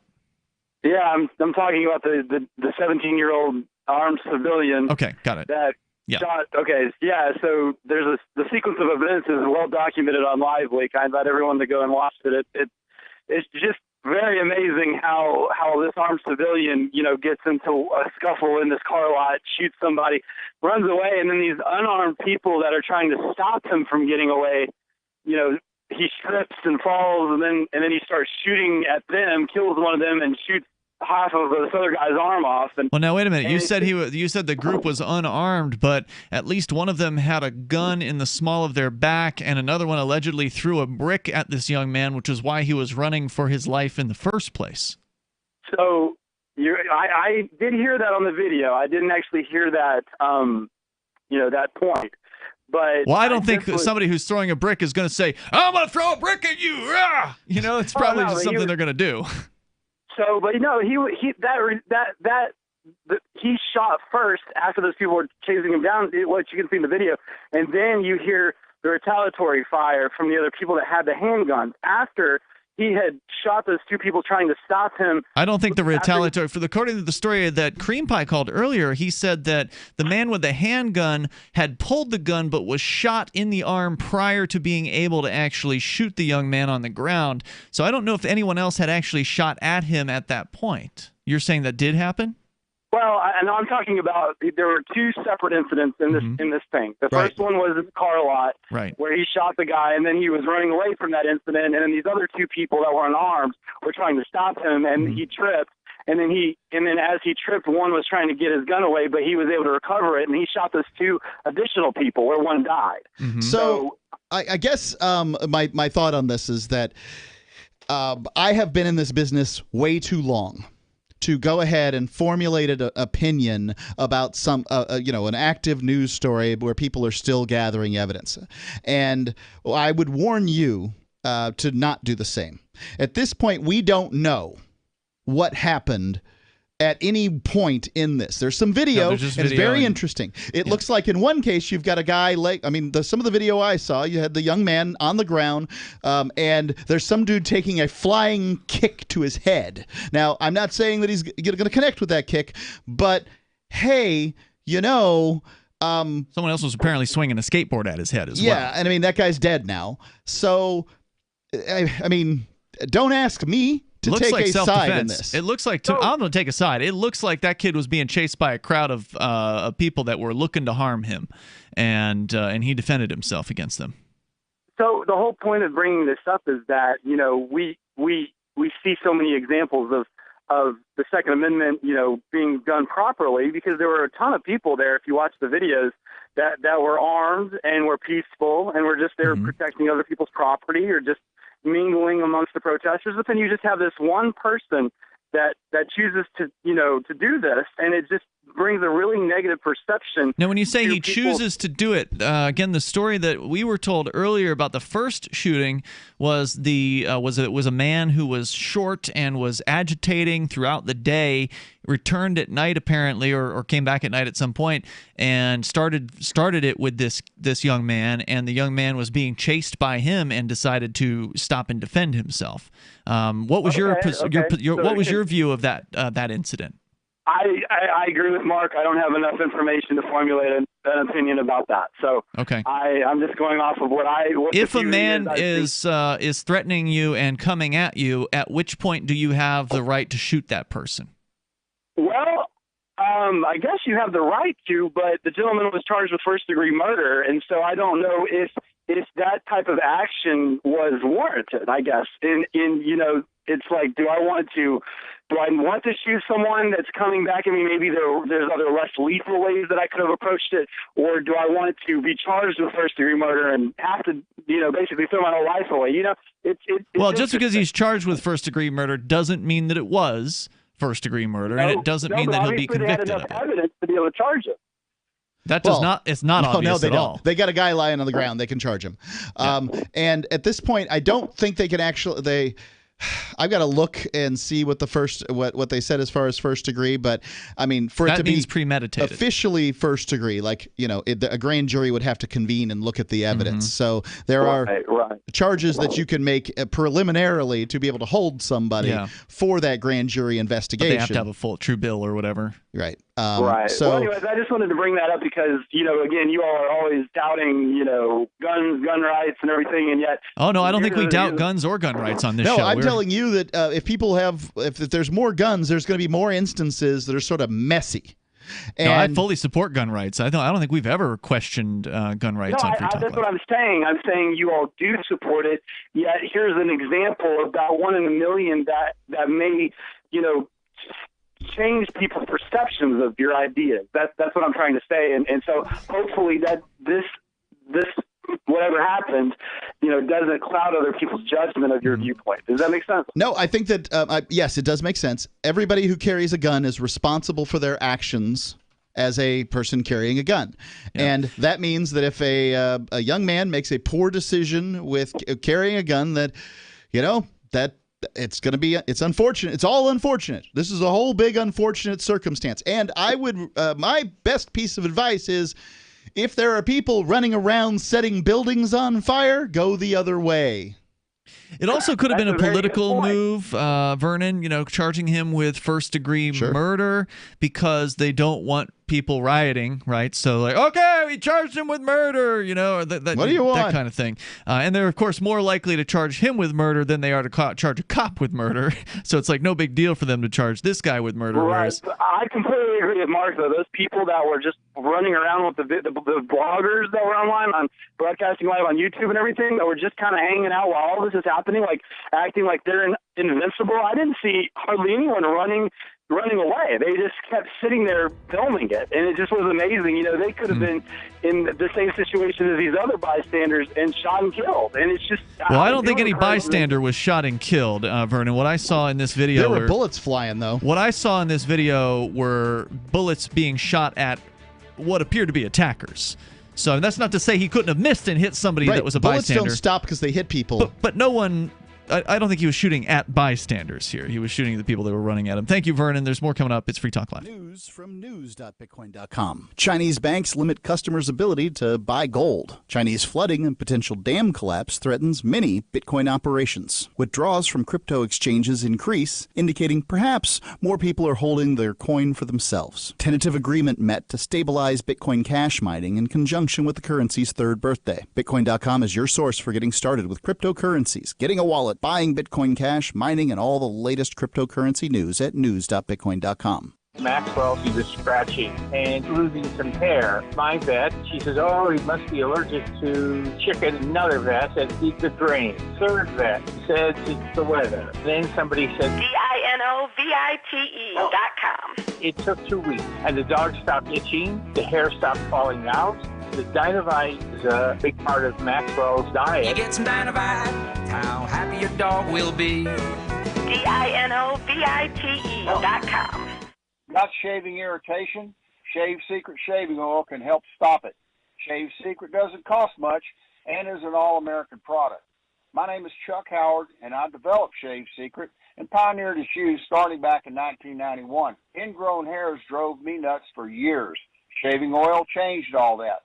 Why put up with ingrown hair, bumps, red rash, nicks, and cuts? Shave Secret provides men and women with what we believe is the best shave ever. Our proprietary blend of 100% natural base and essential oils plus a hint of menthol was designed to help eliminate shaving irritations like ingrown hairs, bumps, red rash, nicks, and cuts. We'll lose those shaving irritations. Available at Super Walmart, H-E-B, Wegmans, Giant Eagle, Discount Drug, Navy and Marine Exchanges, Amazon, and ShaveSecret.com. Use the code FTL for Free Talk Live and get a discount. Shave Secret, the best shave ever. Why did you move to the Shire? I moved here to the Shire because there's other people around who take liberty just as seriously as I do. I moved to the Shire because I saw videos of people challenging authority and thought that I could get support myself. It called to me like, do this right now. I wanted to be around people like me who got it. And once I got here, I knew there was nowhere else that I wanted to be. I've always wanted to change the world. So I moved to the Shire to join people who were actually working towards doing the same thing. The people here are awesome, loving, and positive. It was for the adventure and for the feeling of something important is happening here. And I just wanted to come to sort of be part of that. Visit ShireSociety.com to read and sign the Shire Society Declaration and learn the reasons why, if you love liberty, you should immigrate to the Shire. Plus, connect with others via the forum at ShireSociety.com. That's ShireSociety.com. What if you want to hear the latest episode of Free Talk Live, but all you have is your phone, you forgot to download our archive, and you have no data connection? You can call our Listen line at 641-793-0191. That's a long-distance number, so you may incur charges. If not, listen as long as you want. 641-793-0191. The Free Talk Live Listen line, 641-793-0191. The new 4th edition of Healing Our World, The Compassion of Libertarianism, will take your understanding of liberty to a deeper level and has over 1,300 updated references, new cartoons, and a foreword by Dr. Ron Paul. With discounts for multiple book purchases, the 4th edition of Healing Our World is a great gift for the liberals, pragmatists, environmentalists, and Christians in your life who think libertarianism is cold-hearted. Get yours today at healing.freetalklive.com and use promo code FTL for a $5 discount. You're listening to the best liberty-oriented audio streamed around the clock, on the air, and online. This is the Liberty Radio Network at LRN.FM.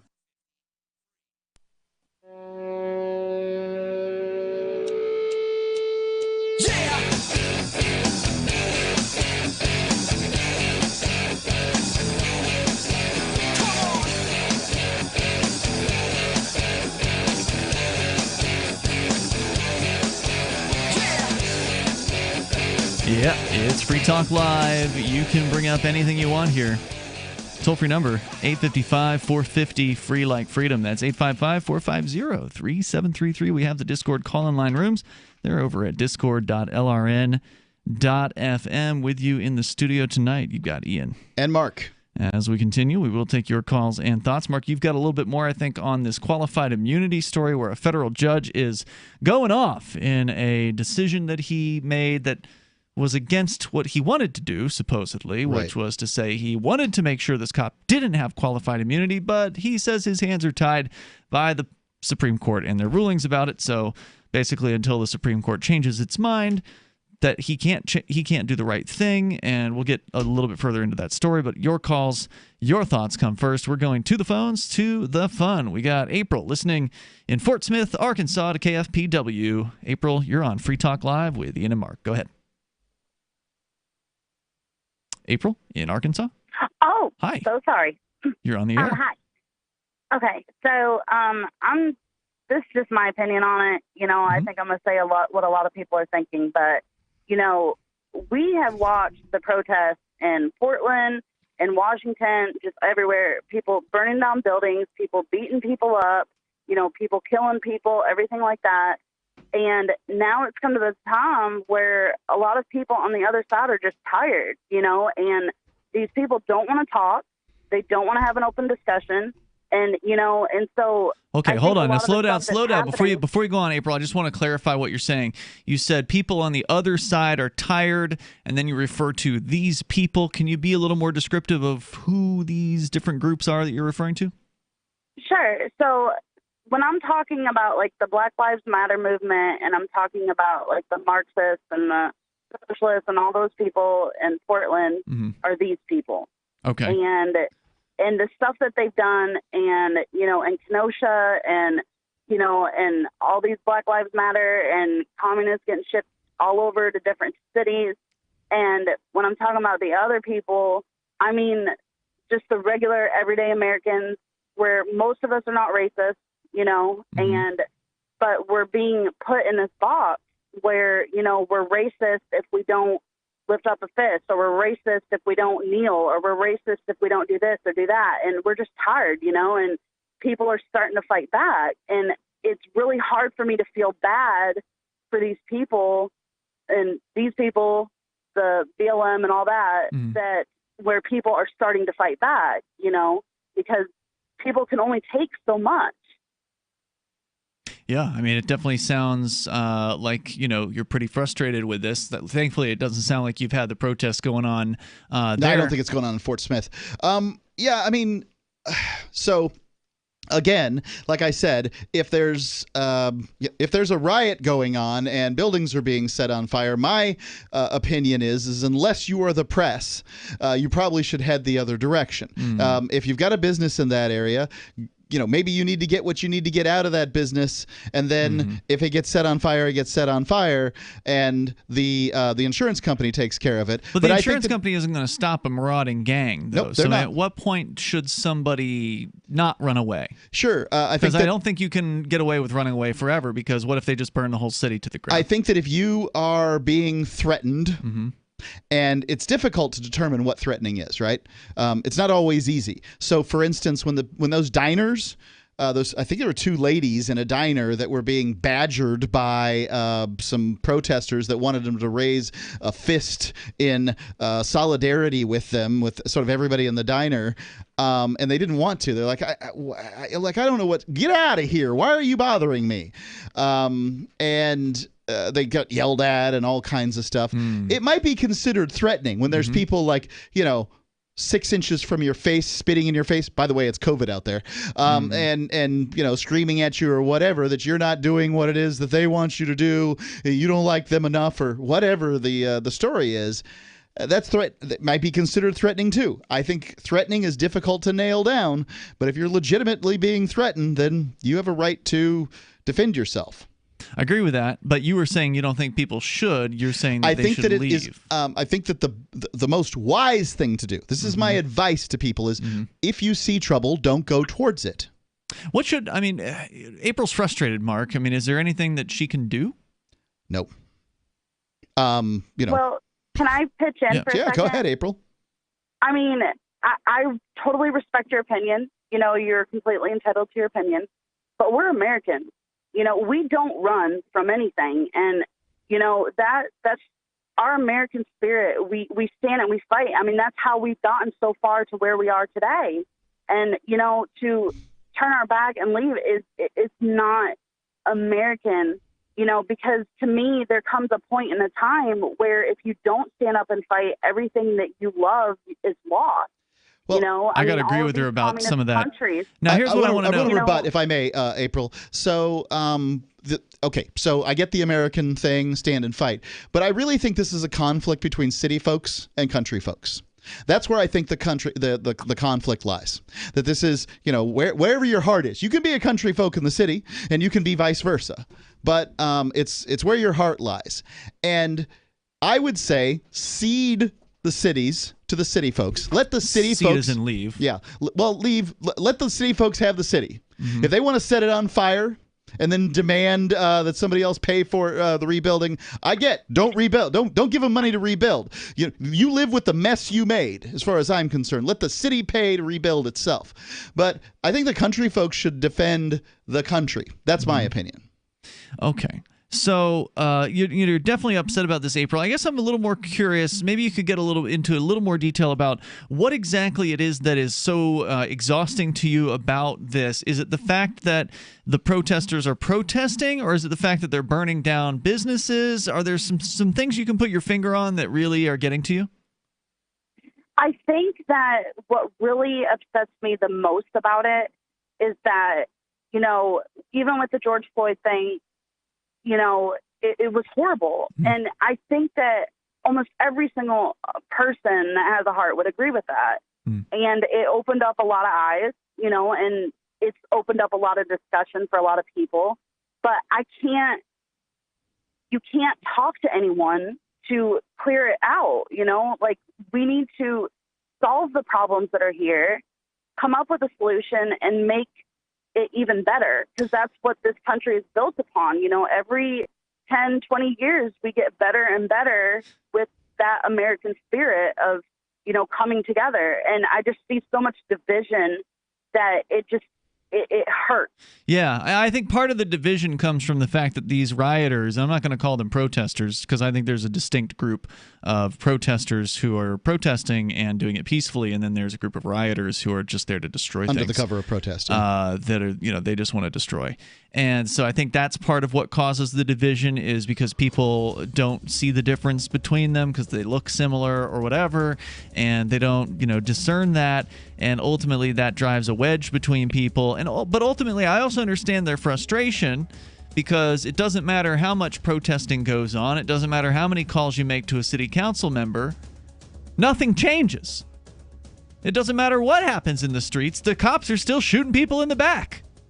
So there's more coming up here. We can talk further about it. Thank you, April, for your call tonight. It's Free Talk Live. Divvy's been a pretty good investment for Free Talk Live. Their ad campaign started in September 2019, and from mid-March to mid-July, the values soared by 10 times. It's not too late. Divvy's new wallet hasn't even released yet, and other things are happening that I can't even say on the radio. If you want to invest and potentially do well, go to divvyproject.org. I can tell you that FTL is deepening its partnership with the guys from divvyproject.org. Past performance is not an indication of future profit. divvyproject.org. DIVI project.org. News from news.bitcoin.com. Chinese banks limit customers' ability to buy gold. Chinese flooding and potential dam collapse threatens many Bitcoin operations. Withdrawals from crypto exchanges increase, indicating perhaps more people are holding their coin for themselves. Tentative agreement met to stabilize Bitcoin Cash mining in conjunction with the currency's third birthday. Bitcoin.com is your source for getting started with cryptocurrencies, getting a wallet, buying Bitcoin Cash, mining, and all the latest cryptocurrency news at news.bitcoin.com. So the protection of life, liberty, and property is what the Free State Project is all about. But it's an effort to move 20,000 people who understand. It's about demonstrating to the entire country that, yeah, we can have a free market, a truly free market. Making it just a freer, great place to live. It's the world's largest voluntarist libertarian community, and it's only getting bigger. That's amazing, to be able to move to a place where other people passionately believe in being free and independent. What the Free State Project is managing to do, though, is to put their money where their mouth is. It's physically getting up across the country and saying, let's go someplace and let's demonstrate the power of these ideas. There's a lot of kind of philosophy that surrounds liberty. There's a lot of thinking about it and talking about it. But here in New Hampshire, people are doing it. 101 Reasons Liberty Lives in New Hampshire, a documentary by Free State Project Early Movers. Watch it free at 101reasonsfilm.com. 101reasonsfilm.com. Cell 411 is a free app for Android and iOS that replaces government-controlled 911. Cell 411 allows you to preset a group of friends or private organizations to show up at any emergency. Cell 411 is a nightmare for the state because it proves their so-called services aren't needed. Cell 411 has had thousands of installs, and of course it's covered by the BIPCOT no government license. Cell 411 because your friends won't shoot you when you're in trouble. Without the government, who would build the emergency services? You and Cell 411. Get it today at getcell411.com. Some of you asked, and now we've delivered. LRN.FM's live Keene, New Hampshire studio shows are now streamed in HD on Twitch. Visit our channel at twitch.lrn.fm and give it a follow. If you have Amazon Prime, you get one free subscription on Twitch. If you use it on our channel, Twitch will give LRN.FM a monthly piece of your Prime subscription cost. So please watch, follow, share, and subscribe to twitch.lrn.fm. That's twitch.lrn.fm. Are you a sneezer? If you're not, can you get close to one? I don't literally mean someone sneezing. Sneezer, as defined by marketing guru Seth Godin, is an opinion leader. When a sneezer mentions something, other people catch what Godin calls the idea virus. Seth Godin says some people are more likely to tell their friends about a great new idea. So identifying and courting sneezers is a key success factor for idea merchants. His book, Unleashing the Idea Virus, is the most downloaded ebook in history, and you can download the whole book free. That's how he's making his idea contagious. Click tips, tricks, and other stuff to help you cut through the clutter at www.survivalspeech.com. I'm Holland Cook. Do you love Twitter? Make sure you favorite the LRN.FM Twitter account so you can receive our tweets at twitter.lrn.fm. That's twitter.lrn.fm.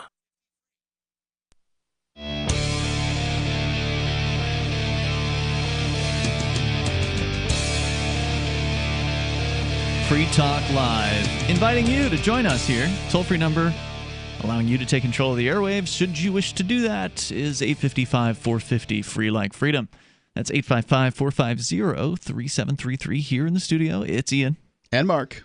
Don't forget, you can join us online over at freetalklive.com. You can also join the AMP program there at amp.freetalklive.com, and that is a way for you to help us get Free Talk Live on more radio stations. We're on over 190 radio stations throughout the week. We could be on 300. It's possible. It does take money, and it takes time. It takes effort. The AMP program helps us do that. It's advertise, market, and promote. You get cool perks and bennies like Henrik, who is a Free Talk Live Silver amplifier. Thank you to Henrik for helping us do this. By the way, it's an international program. You can be anywhere as long as you can send some money. We will take you as an amplifier. So definitely appreciate Henrik, who is, again, a silver amplifier, meaning Henrik's doing $5 a month, which is what we ask for. You can do more if you want, though, and you get some cool perks, and we appreciate it. And it makes a difference because it helps us get the ideas of freedom on more radio stations, which more people need to hear about. So, again, thank you to Henrik. It's amp.freetalklive.com, amp.freetalklive.com. As we go back to your calls and thoughts, Robert, listening in Kentucky to WOMI. Go ahead, Robert. Hey, yeah, I was listening to the show a little bit ago, and you had a lady on there talking about, people standing up. But the reason I was calling is one of you guys made a comment about it's more or less city folk versus country folk, and that kind of irked me a little bit there. My thinking for the past couple of years is I don't see any races. I don't see black, white, red, yellow in this country anymore, man. What I see going on is Americans, and you got non-Americans, and that's part of what she was trying to say is part of being American is standing up and defending our American cities.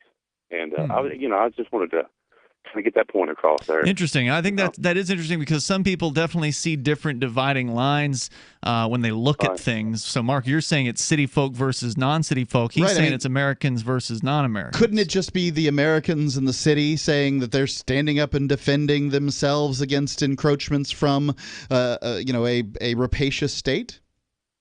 Yeah, I mean, you really think that's what's going on? What do I think? I have no clue what to think. To it? I think if somebody came down my neighborhood and was setting stuff on fire and burning out cars and beating people up, that there'd be fewer people marching at the end than there was in the beginning. But all right, brother. That's all I'm saying. Well, wait a minute, Mark. Hold on, Mark. What you're saying though is, when you said the Americans who are defending their cities against the rapacious state, you were talking about the protesters? Yeah, there's some protesters out there. Well, if that were true, then okay, maybe it's true of the protesters, but the rioters are destroying private property. Sure, I concur.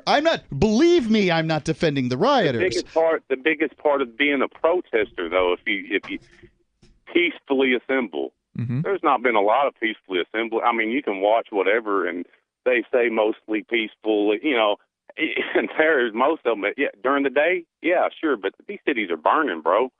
I mean, something's got to be done, and I think that's what that young lady was, that lady was trying to say a while ago, is people are done. They're pissed, They're. What do you think should happen? They're done. Well, I wish. What I want to happen is I wish everybody would just, like Rodney King said. Can't we all just get along? The answer is not as long as the police keep doing what they've been doing. And that's another thing I was thinking about, brother. There definitely needs to be some, new training there. I don't even want to get into that discussion. It's just, there's bad people in every group. You know what I'm saying? Yeah, especially when you give bad people guns and the ability to use them without any lack kind of responsibility penalty. Right, but there's plenty more bad people on the street, bro. A lot worse. Yeah, but the bad people on the street don't actively threaten to throw me in a jail cell if I do something they don't like, for the most part. I know, man. You got to follow the law. The law. No, you don't. In some cases. No, you really don't. Yeah, no, you don't. And I understand that point of view too. And that's part of.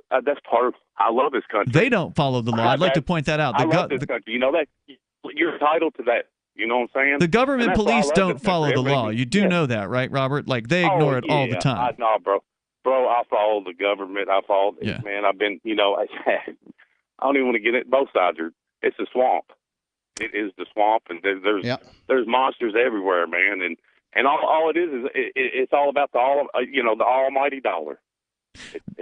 This whole thing. That's part of what it's about for the government goons, but it's also about obedience. They also want you to do what you're told, whether it's wear a mask or whether it's, jump through hoops, if you want to open a business or whatever. It's all about them telling you what to do. And to me, that's not what America was supposed to be about. America was supposed to be about freedom, supposedly, and it's turned out to be about control, and it's turned out to be about fear. And as long as the cops are staying as is, and it seems like they're staying as is with, maybe some minor tweaks here and there being made, I don't think it's going to change anything significantly. And I think America's done. I don't know when it's going to be complete, but I think it's over. I think that it just hasn't crumbled completely yet. And I think that I hope that Kentucky can be its own free nation along with New Hampshire. It was once. Yeah.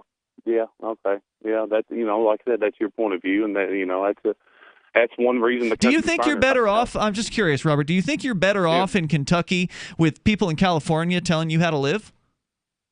Oh no, man, no. Well, then what's the benefit of America then? Well, they got a cool flag there, man. Well, because it seems to me like you got a bunch of people. We all get to live and pay taxes and die. Okay, that's not a benefit. You can do that. You can do that in a free Kentucky. You can do that anywhere. Every government will charge you taxes. Man. So what's the benefit of being connected with people like Californians? It's until the collapse here, until all the it was all like a big group of friends. Everybody's got their back. You say it's whatever. So you're saying you considered Nancy Pelosi? Wasn't she from California or something like that? San Francisco. Yeah, you consider her your friend? I had no Democrat. The Democrat Party left our country a long time ago. So the Californian government, not your friends, right? No, man. I was talking about the economy. That would be the only reason that I would want my state tied up with any other state. True. Well, you can trade with anyone anywhere, right? Like in theory, right? Like so, if California were its own country and Kentucky were its own country, as long as there wasn't some sort of crazy war going on, you should be able to buy things from people who want to sell you things in California. But then you don't have to listen to their stupid laws because they're not in charge of you anymore. Right. It changes the whole game on everything. So wouldn't you think that, like, the interstate commerce and don't you think we'd be better off? I mean, if we could just separate ourselves from these people that don't get along with us? I did that a long time ago. That's my point on the city folks and the country folks. And goats and right on. That's part of it. You've done your best. Given the circumstances, you've done your best. I got you, and I appreciate that, Robert. Yeah. Thanks for the call tonight, man. I appreciate it. That's kind of my point on the city folks and the country folks is that, sadly, this nation's been split. Like it or not. I mean, I don't like it, but the reality is that it's been split. And the problem is that neither side will give up the notion that they can finally control the other side. Because that's what this is about, to some extent, is one side wants the other side to think and feel a certain way, and the other side's like, oh, no, you're going to think and feel my way. And doesn't work like that. They don't mind using violence on either side to get what they want. What I've done is, hey, I've thrown my hands up and I said, y'all hash it out and work it out. You come over here, we're going to start blowing holes in you. So the point I was trying to make before about things not changing and why you're not going to see anything change in any significant manner because the police aren't going to change because they're always going to be a monopoly on coercive force. I heard on the radio this morning, the local talk show host was talking about the Kenosha shooting. Well, I think that the qualified immunity is a really great step. It'd be a step in the right direction. That's not changed yet, so we'll let you know when that one happens. But the radio host on the morning show here in town was just bemoaning that things aren't changing or whatever. And I'm like, well, the reason it's not going to change is because the government has a monopoly on force. And as long as the police have a monopoly, meaning you can't go anywhere else, you cannot choose to withdraw your funding from these people and give it to who you want to give it to hire your own protection service or give it to the neighborhood watch or whatever, right? You can't change that. And so as long as they can get whatever they want from you at any time, the amount they want, they'll never change. There's no incentive. Have you ever thought about turning your Glock, XD Family, or 1911 handgun into a semi-automatic carbine? It only takes about 30 seconds. The MacTech Carbine Upper is classified as an accessory and can be delivered right to your doorstep with no FFL or background check required. It's the world's most versatile pistol accessory. Build your custom upper today. Simply go to handgunconversion.com. That's handgunconversion.com. Are you ready for what's next? It's likely coming. More food shortages, power outages, grocery stores closed, social unrest. Ask yourself, do you have enough food and supplies on hand to last at least 30 days? Most Americans do not, but you can. Avoid the panic of the last-minute rush. Order your 4-week supply of emergency food today from mypatriotsupply.com. Starvation or dependency on the government are your only alternatives. Avoid those and the pain of being unprepared. Go to mypatriotsupply.com right now. Build your emergency food supply with meals that last up to 25 years in storage, shipped discreetly to your door. Folks that know what's coming are using today to prepare. There's time for you to do the same. That's mypatriotsupply.com, the original Patriot Preparedness Company. mypatriotsupply.com. Silver has always been nature's very own antibiotic, and only one system allows you to generate an endless supply of natural silver solutions. SilverLungs.com. You'll find no wild claims or pseudoscience, just a lifetime of nano-sized pure silver solutions. The Silver Lungs generator allows you to make your own, so stop paying for silver solutions. The unique lung delivery system targets respiratory infections where other silver solutions simply cannot reach. See the Silver Lungs generator and lung delivery system at SilverLungs.com. That's SilverLungs.com. Free Talk Live. If I were a parent, and I am not, Mark, you are, I am not, but if I were a parent, then I would be teaching my kids the difference between right and wrong based on whether or not people get hurt, not whether or not some elected official has written some words down on a piece of paper and deemed something to be illegal. There have been so many things over the history of time that have been labeled as illegal. It's legal. It was legal to shoot engines in this country. Did that make it right? Legal and illegal, right and wrong, these things do not correspond here in America. They rarely correspond, as a matter of fact. Anywhere. Yeah. Now, there are some things that are illegal that are absolutely wrong, like murder or arson or destruction of property or stealing. It's also illegal to not pay taxes to the federal government. Is that wrong? Absolutely not. That's heroic. Right to keep the money that you earn. Free Talk Live, 7 nights a week from 7 to 10 Eastern, live on the Liberty Radio Network at LRN.FM. So you've heard all 3 hours of the latest episode of Free Talk Live, and you're still hungry for liberty-oriented audio content? Did you know that we have another 24/7 audio stream at LRN.FM? The Liberty Radio Network airs the latest episodes of some of the best liberty-oriented podcasts on the internet around the clock. In addition to recorded content, you'll also hear live shows like Free Talk Live, originating from our Keene, New Hampshire studio. So listen anytime at LRN.FM. That's LRN.FM. Are you a cryptocurrency advocate? The Crypto Tip is the ideal outreach tool to help new people discover cryptocurrency. It's a printable business card-sized tip that you can give to service providers, preferably in addition to a good cash tip. When the server scans the QR code, it'll bring up an explanation of cryptocurrency, how to install a wallet, and allow them to claim the tip. If they don't claim the crypto, you get your tip refunded to you after a time period you specify. Plus, if they do claim the tip, you get an email alert. Create as many tips as you want at cryptotip.org. That's cryptotip.org. You can put the Liberty Radio Network on the air in your area. Visit broadcast.lrn.fm to learn how. Broadcast.lrn.fm.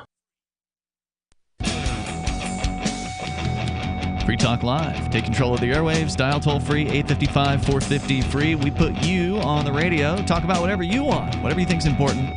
We'll talk to you. We'll listen to you. With you in the studio tonight, you've got Ian. And Mark. And you can also join us online anytime you want at freetalklive.com. Get the features there for free. Download archives that go back for years, more than a decade's worth, all there over at freetalklive.com. And you can follow us on some social media. So, for instance, we're on the Mastodon platform, which is a decentralized alternative to Twitter. You can follow us there at toot.freetalklive.com, www.freetalklive.com. We're also on Telegram. We got a channel there, and the content's the same, by the way, on these. Telegram.freetalklive.com to get on that channel. And then if you're still on Twitter, we do still have a Twitter account over at twitter.freetalklive.com until they take it away from us. So, as I say, Ian and Mark here, we're going to go back to your calls and thoughts. Toll-free numbers 855-450-FREE, like freedom, as we go to our Discord server, which, by the way, is where you can interact with other Free Talk Live listeners basically around the clock. There's people in there all the time. It's free, and you can go and do it on, it's cross-platform, so you can have a Discord software on your phone, you can have it on your laptop, your desktop computer. You can even use it in the browser. You don't even have to download an app for it. It's pretty sweet. And that's where BC Covington is, because we got the on-air call-in lines there. He's calling from America, and you're on Free Talk Live. Hey, how you guys doing? What's on your mind? Yeah, so I caught you guys in the middle, I think, talking about what's his name? Kyle Rittenhouse. Rittenhouse. This is the 17-year-old, for listeners just tuning in, who is now facing alleged murder charges for what appears to be defending himself in the streets against some attackers in Wisconsin. Go ahead. All right, yeah, like if that's how you guys frame it, then yeah, I'm 100% with you. I mean, that kid was, in your chat, there's some libertarians who are going against him and saying he deserves it, whatever he gets. I mean, I'm not a libertarian, but this is one thing that I mean, if we agree on the Second Amendment being for anything, is it not for private citizens to defend themselves during an anarchist riot? Well, I don't know if these were anarchists, but it was definitely some BLM people. is anarchist. Well, I've heard BLM is Marxist, which is a completely different thing. Yeah, anarchists are actually not Marxists. Yeah, and also remember when you say BLM no, there's is anarcho-communists. There's anarcho-communists. And Sure, but an so a Marxist is a communist, but not all communists are Marxists. Anarchists, there are anarcho-Marxists too. Okay, well, then I wouldn't understand the definition of that terminology. As I understand it, a Marxist would suggest that communism would come through socialism. An anarchist would suggest that communism could be created without ever having gone through socialism. We're getting lost in the weeds here. Indeed. It's not the point about whether or not they are. All right. Well, the point is when you say BLM is, and then you fill in another description, that's not true. The Black Lives Matter is a couple of things, right? So there's an organization of people who call themselves Black Lives Matter, and those people are allegedly a Marxist group from what I've heard. But then there's also Black Lives Matter as an idea, which is much larger than the organization. So, for instance, when I was at a Black Lives Matter event here in Keene, I would not be able to tell you how many of the attendees were actually members of the organization known as Black Lives Matter. There may have been 0 to a handful of them. I don't know. I think most of the people there were a bunch of folks who just support the idea of Black Lives Matter. And that can include a whole lot of people who are not Marxists or anarchists or anything like that. But what's your point? Go ahead. Yeah, well, I mean, sure. We're getting lost in the weeds about what these people were. Well, no, it's not getting lost in the weeds. It's an important point about individuals not all thinking the same way. Mm-hmm. Well, what they are doing, though, is either acting or it's not acting. They are defending the violent rioting of several cities. Well, they are not necessarily doing that. Again, you're talking about people in groups, and it's not fair. Dude, come on. It's not fair. Well, that's kind of the point here. There's plenty of people who are not defending the rioting. They are actually trying to stop the rioting. Right. So, I mean, if I were to decide... So they are going against BLM then. Look, BLM if I were to decide the young man... That's not what I've heard. If I was to decide the young man was wrong because he was out there with these militia groups, and the militia groups are hate groups, and the hate groups hate black people, and racists should all die. If I made a decision like that, then I would be making decisions based on groups. What I try to do, because I believe in individual liberty, is I try to make decisions based on individual actions. And there's a lot of people doing a lot of different things during these protests. I think everybody should go home because it's unsafe out there. But nobody wants to listen to me anyway, so I just have to judge. I have to call the ball as it flies by, because that's what an umpire does. Yeah. Okay. Fine. I mean, I disagree with that, but disagree regardless, your characterization of it, regardless, this is whatever. Then let's take BLM out of it for a second. Okay, good. These are violent rioters going into cities. Can we localize it to that? Can we agree on that? Yeah, I agree with that. Absolutely. Going on? That you have eyes and you can see that there are violent riots. Absolutely. They are rioting. There are rioters there. As we've pointed out, the rioters are not necessarily the protesters. They're not necessarily one and the same.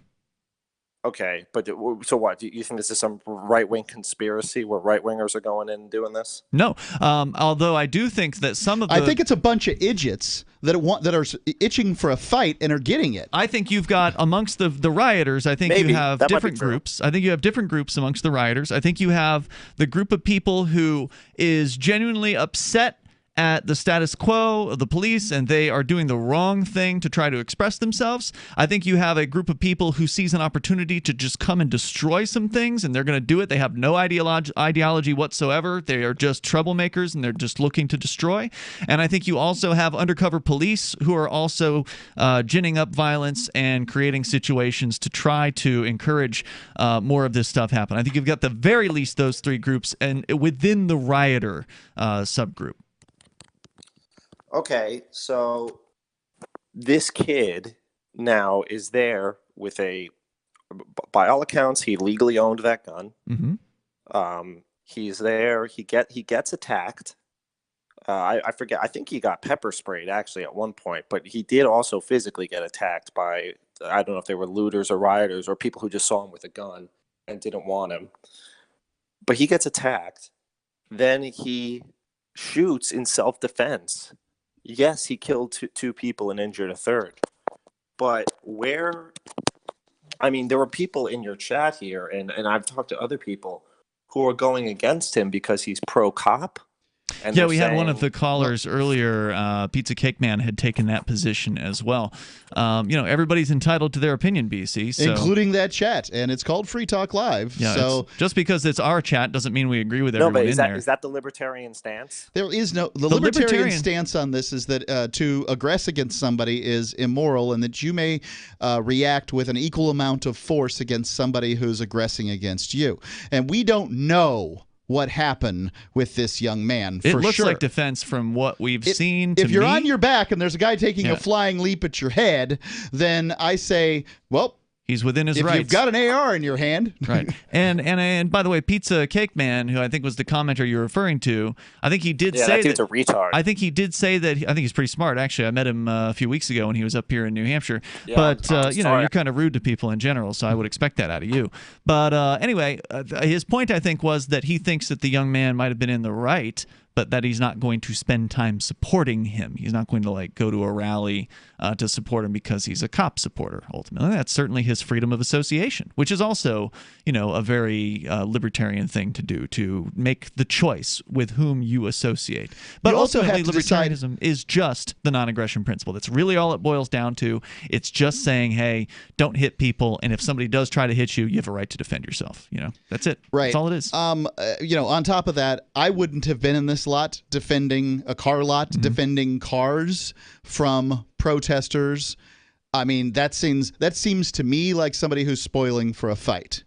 Now, that's your decision if you want to go out there and you've got rights, but you're now in a the probable, almost certain future occurred. Yeah, the worst possible future, with the exception of getting killed. Not yet. I mean, at this point, he has not gone to death row. True. We don't know whether he's just been charged for political purposes or what the situation is. BC, thanks for the call tonight. Appreciate the discussion. And the other thing that he had said there that I did want to pick apart just a moment was he said BLM supports the riots. And I certainly don't pay attention to everything BLM says, okay? There's a lot of BLMs out there. There's BLMs in every city. But I will say this, at the BLM events, quote, BLM events that I've gone to here in New Hampshire, I've been to multiple, like 3 or 4 of them, there was never any exhortations to violence. It was always about remaining peaceful. All of the speeches that were being made were about that. So in no way, shape, or form was there any kind of endorsement of burning things down or destroying things. And that was just in New Hampshire. Now, maybe Oakland's different, right? I don't know. So we'll see you tomorrow night. You can join us online. In the meantime, we're over at freetalklive.com. Remember when you first heard about Bitcoin? How long did it take you to realize this little project would soon change the world? Do you kind of wish you had got involved sooner? Well, now is your chance to be a part of the next revolution in money. Intercoin is working to finally make crypto go mainstream. It's designed to be scalable enough to support everyday payments and even elections without the state. Bitcoin was originally supposed to be a peer-to-peer cash system, the way we would all pay one another without having to trust any third party. But instead, over time, it mostly became a store of value. That's because every 10 minutes, the Bitcoin network must put all transactions into a block, and that block can only hold so much. If crypto is to become mainstream for people to use it for everyday payments, we need a new architecture, one that is as secure as Bitcoin while being far more scalable. Check out intercoin.org to find out more and maybe pick up some of those coins for yourself. Do you have a WordPress website running WooCommerce and want to accept cryptocurrencies like Bitcoin, Dash, Bitcoin Cash, and Bitcoin SV? Now you can easily enable crypto payments from your customers by adding the AnyPay plugin to your WordPress site. Just visit AnyPayInc.com and set up your account by entering your cryptocurrency wallet addresses in the admin. Then enable the AnyPay plugin in your WooCommerce. That's it. Now your website takes crypto like Bitcoin thanks to AnyPayInc.com. AnyPayInc.com. If you want to know the latest about Free Talk Live before we go on the air, all you need to decide is how you want it delivered. It's your choice. Visit news.freetalklive.com to receive our usually weekly news updates by email. Plus, we have a Twitter account at twitter.freetalklive.com, and you can follow us on the decentralized Mastodon platform at toot.freetalklive.com. So please follow us at toot.freetalklive.com and sign up for our emails at news.freetalklive.com. The latest episode of Declare Your Independence with Ernest Hancock is next after the news on the Liberty Radio Network at LRN.FM. This is a Fox News alert. The second in command takes the stage. I'm Lisa Lacera. Tonight's headliner at the Republican National Convention, the Vice President. On night 3 of the RNC, Vice President Mike Pence will deliver his acceptance speech for the Republican vice presidential nomination at Fort McHenry in Baltimore. White House officials tell Fox News Radio that Pence is expected to touch on the coronavirus response, Hurricane Laura, and the police shooting that has sparked racial justice protests in Kenosha, Wisconsin. Also speaking tonight, South Dakota Governor Kristi Noem, Iowa Senator Joni Ernst, and 2 high-profile Trump White House aides, Senior Counselor Kellyanne Conway and Press Secretary Kayleigh McEnany. In Washington, John Decker.